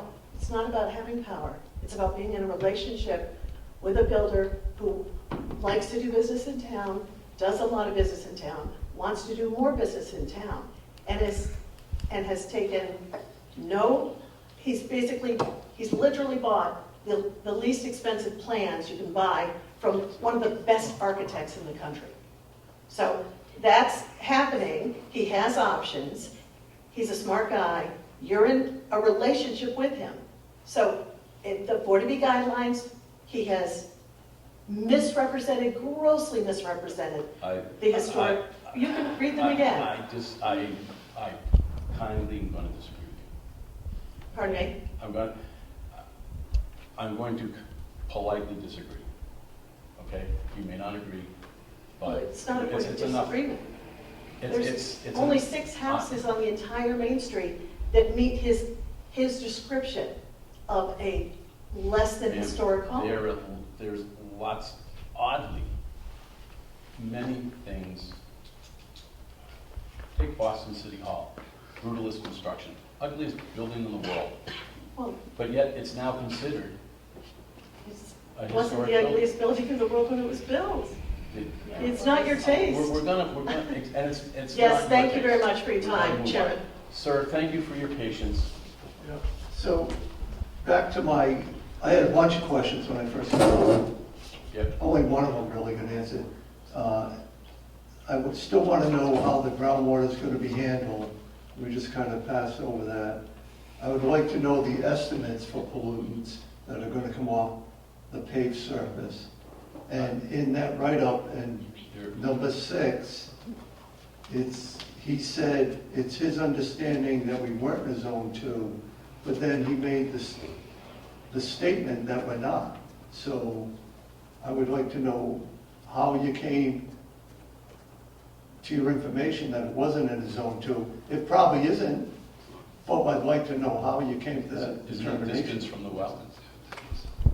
Every town well is a zone 2 radius for the town of Upton. I have not seen anything that is a public well in the town of Upton that this property is in that zone 2 radius. Okay, so this If is you not, have a plan, I'd be more than it's happy. not a zone 2. As stated in your report, it's not a zone 2.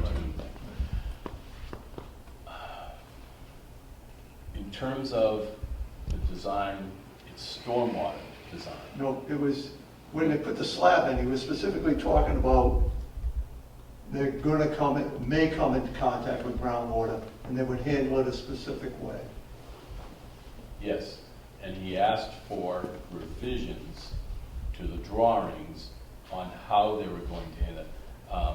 You had a name for it. SWIP, which is, they have to get a EPA permit because they're disturbing more than an acre. Part of that permit, they filed an NOI with EPA to provide a SWIP document, and we're saying that these items should be addressed in the SWIP. It can be submitted to the board as a condition, that's usually required. Okay, good. Okay, did everybody get that? No, he's asking a legitimate thing. No, he's not using the mic. Oh, sorry. This one, yeah. Sorry. It's all fair enough. Sorry. Can you I'm just sorry say it about again so it gets recorded? Yeah. Okay. I think the question was the comment we made regarding groundwater, and we presented in our letter that the project is altering more than 1 acre, so it requires a construction general permit from EPA, which also requires a SWIP document, which will detail how the construction will be controlled, erosion control measures, various other measures will be in the SWIP document. So we recommended that within that document, the control of groundwater be addressed in that construction document, which will be provided, has to be provided prior to construction to the board and to the EPA, goes on record. So that will be a public document that will be available. And that will be in the order of conditions for the upcoming meeting, next meeting, I assume? Yeah, we recommend that it's up to the board, I guess, if that's. Yeah, I mean, if you recommend it, we're gonna do it. You know more about this stuff than we do. Okay. When you said SWEP document, is that an SWAP document? SWIPP, I believe. SWPP. That stands for What is it? I need it. Stormwater Prevention Pollution Plan. Stormwater Prevention Pollution Plan. Would you be able to provide an updated SWAP map?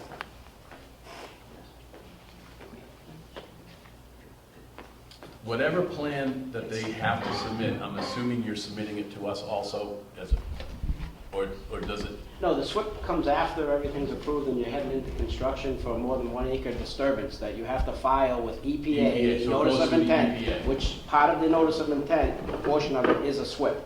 And all that information gets pulled in there. And there's another layer of, there's another layer that will oversee this, will be an order of conditions from your Conservation Commission. They deal with the exact same, very similar, if not the exact same information. Okay, so we'll. There's another tier, another layer. And that's accurate, and that's accurate. What our decision will be is that, our condition basically will be to make sure that they file the correct paperwork with CON and EPA. That's the extent of our condition. All right. Okay, all right, it's 10 o'clock. Marcia, Marcia, I was right. You're gonna be our last speaker tonight. Why don't you come on up and give your name and address again, if you don't mind, for Amy. Sure. Marcia Kaslowski, 10 Whitney Lane. First, I'd like to start. The waivers all refer back to the comprehensive permit, but we don't have it. So next time, we're supposed to go and discuss waivers when it refers back to a comprehensive permit, which isn't even in draft form yet. There'll be a list. You want to explain how the process goes? Do you mind if he answers it? There's more to it than that. Okay, That's fine. Don't go away anyway then. Again, Mike Antonellis, Land Use Inspection Services. Just to clarify, this whole process is the comprehensive permit. So the comprehensive permit is the application that is filed, that is begins this whole process. So this is the process of the comprehensive permit. As the chair was saying earlier, the comprehensive permit is local approval of all local authority, which is granted to this board through other boards. So the example that was given earlier was this board has jurisdiction over the local wetland bylaw, which is usually governed by the Conservation Commission. This board is now overseeing that, as well as other jurisdiction from other boards for local provisions. The waiver list is what addresses all of those local, all the local authority, local regulations. So is that, I'm not terribly sure if I answered that portion of your question or not. Well, we've had lots of discussions, and eventually a permit is going to be something issued, I assume.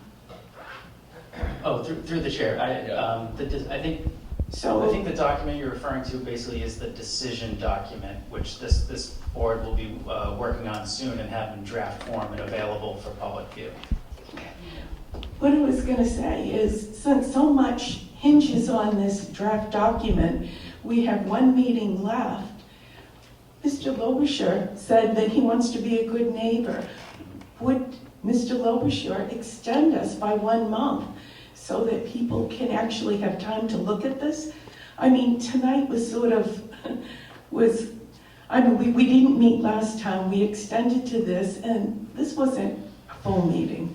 And it would be nice to have the extra time. So I asked that as a good neighbor, would you please consider that? I think I can answer that. I didn't answer.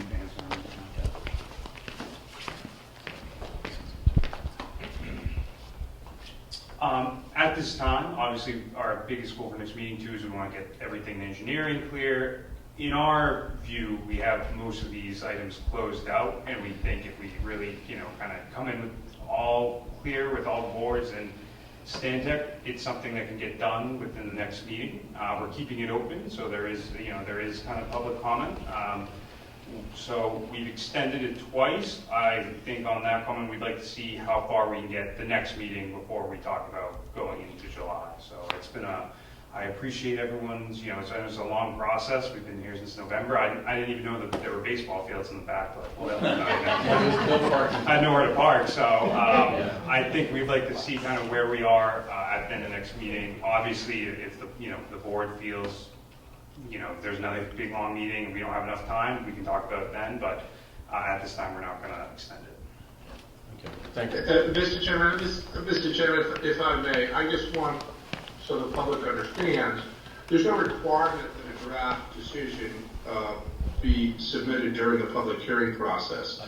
That's something that I've personally tried to negotiate with the applicant to see if we can have a draft decision while the public hearing is still ongoing. Typically, as you know, just like you would have with a special permit or a variance, you would close the public hearing and then maybe have a deliberation about the decision, and then the decision might get drafted and signed after the public hearing is over. I'm going to, after this hearing, continue to negotiate with the applicant to see if we can come to some common ground, because like the member of the public says, it's my goal to make sure that we all feel very comfortable with a decision prior to closing the public hearing. But that is certainly not required by the applicant whatsoever. But I'll keep negotiating with them, and hopefully we'll get something where everybody feels very, very comfortable with the decision by the time that we close the public hearing. So that's something that I would personally work on. I enjoy the public comment section so much that I've always insisted on it. So thank you. No, thank you. I just wanted to thank you for following up. All right, guys, it's after 10. I'm not going to 11. What's that? Oh, sorry, you had more. I did say she was the last speaker. Go for it. I just wanted to say that when the application went into Mass Housing and Mass Housing came back with the Pell letter, they did say that at that point it was a 4-story building, and they understood our concerns back then, and they wanted it negotiated along with the look that it didn't fit in with the residential area. In the past, there was a 40B that was turned down because the building did not fit into the community. So, it wasn't historical anything, it just didn't fit. So I just thought I'd bring that up.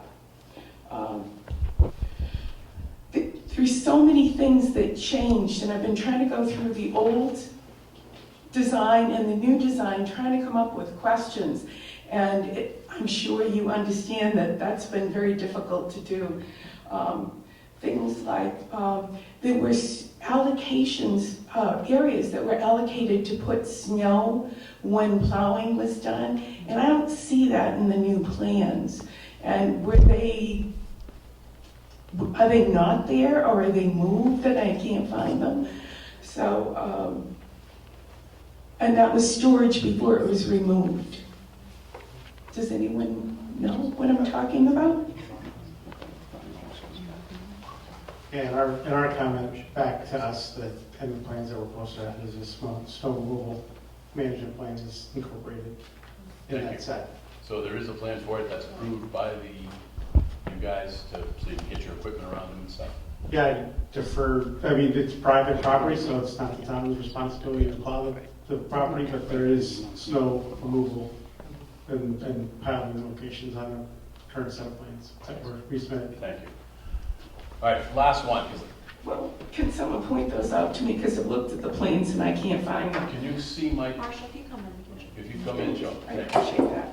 And the other thing that we had talked about the water standards, and there was 2, and you went with the more generous water standard. They went with the higher standard. Right. And the one thing that came up at that meeting was the fact that that standard hasn't been evaluated for a while. So I just wanted to mention that again. Yeah. But, well, fortunately, they exceeded the minimum requirement standard. They went to the higher one because the environment is changing, and they did go over the more robust one. Hopefully it will be enough. Mike, is there anything else I'm forgetting? No, I had all my comments at the outset. Okay. Motion to adjourn? Continue. So continue. Motion to continue. Mr. Chairman. What's that? Mr. Chairman, I just wanted, I have an unavoidable conflict on June 20th. So I'm not, I'm sure we can figure something out if you want to continue, but I do want to let you know that I have another client with a meeting on June 20th. So I didn't know if you wanted to consider putting this on a different night. Unfortunately, I think this room was booked, so we'd have to check with staff. Can you work with Amy with some possible dates? My biggest concern is that these people need to know a date as far ahead as absolutely possible. I don't want to play games and anyone think we're playing shell games. So if you can work that out with Amy and Mike, and you can come up with something, but I want to insist that the public get as far, and the board too, advance notice as possible. Yeah, through the chair, I'll double check it now, but as I said before, I believe the public hearing was extended until June 28, which is the week following, obviously, June 20th, which would be the next meeting. 26th. And so what I'm suggesting is that we have to continue it to a date certain tonight. So we can't change it to an earlier time between now and then. If I think maybe what we do, just because of the timing of drafting the decision, that is going to first be drafted by me, and then potentially reviewed by the applicant's attorney, then potentially reviewed by members of the staff and sent equally separately between board members. We may need more time than June 20th anyway. So I wonder if the applicant will give us a short extension, and maybe we can get a hearing, sometime in July, so that we have ample time to really get a good draft decision going, and we have something in July. I don't know if you have a meeting date on the books in July, and preferably the first half of July. Although nobody likes to do anything in the first half of July.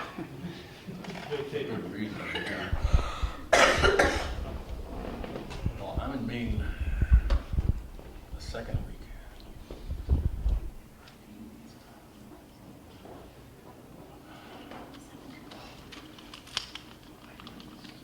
Maine in July is only very fun. Black guys, just saying. That's when I do my annual 100-mile canoe trip up there. Seriously. It's a conundrum, Mike. I don't know what the best solution is. We got a lot of moving pieces here. What do you think, guys? I'm just looking at the schedule. The first week is the 4th. That's out. Chair, if you're gone the second week, that's out. So, I mean, that dumps it back almost a month. Right. If we want to, we can keep it the 20th, and if I can't be here and you need coverage, I'll bring somebody who has more expertise than even me, and I'll have them cover for me. I could work with the applicant to see and negotiate to see if they're willing to extend beyond June, so that we can maybe have another meeting where we're all present. So maybe for the time being, let's keep the 20th, and we can try to work something out. All right, so for right now, why don't we keep the 20th? I was talking with the town manager who kindly looked at the schedule for this room, because as Amy was suggesting, we're kind of restricted to all the high demand for this room, right? Yep. And so the suggestion was to June 12th. Was it, Joe? Is that what was it? Yeah. Continue to a date certain, June 12th, if only to get us to a next date after that. Yeah, June 12th definitely won't work. Okay. But you just killed 2 of the members, and we need them. All right. we'd probably prefer to leave it the 20th and and see what goes on there. Leave it at the 20th, and then we'll, it very well may be that you're basically meeting in order to book another time and get an extension, or were we getting that extension tonight? Question mark? I can't deny I can't deny I can try and get answers kind of in the next week and stuff, but I think if obviously I think we can do something on the 20th. We should be able to make some progress. If we have to go to July, obviously we will not be. Yeah, let's try to get this as much documented. If we can have a order of condition waivers, the whole 9 yards, ready for next time. Let's just get all our ducks in a row for the 20th. If we have to close the meeting, we close the public meeting. I'm not going to do anything. We don't do anything in private. There's going to be, as far as I'm concerned, every meeting we have is going to be public. It's just whether it's this constant. At some point, we've got to work. I don't know what Bob's feeling on this and what his big, or other Bob. At some point, we've got to close the public meeting so we can go on and get some of this stuff done. So why don't we make it for June 20th? All right, so you make the motion again? So I move to continue to June 20th at 6:30 p.m. I'll second that. We don't No, have. they voted to continue it to the June 20th at 6:30, Okay. Yeah, correct. Bob Humes? Bob Humes, aye. Bill Lander's aye. Eric Russell, aye. Aye. Okay, everyone, thank you for your patience tonight. Yes, ma'am? We try not to be last. So we try not to be last. We didn't want to put the Girl Scouts through this. We thought it would be too traumatizing. Actually, it's not. We can't control who submits applications, unfortunately, and we got that many applications. They could be here too. Oh, yeah, again, Girl Scouts. You can blame that on me.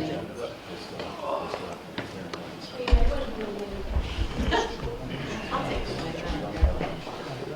Guys, we didn't vote on minutes. Sorry, we've already closed. Oh, we didn't close the meeting. Darn it! Darn it! Darn it!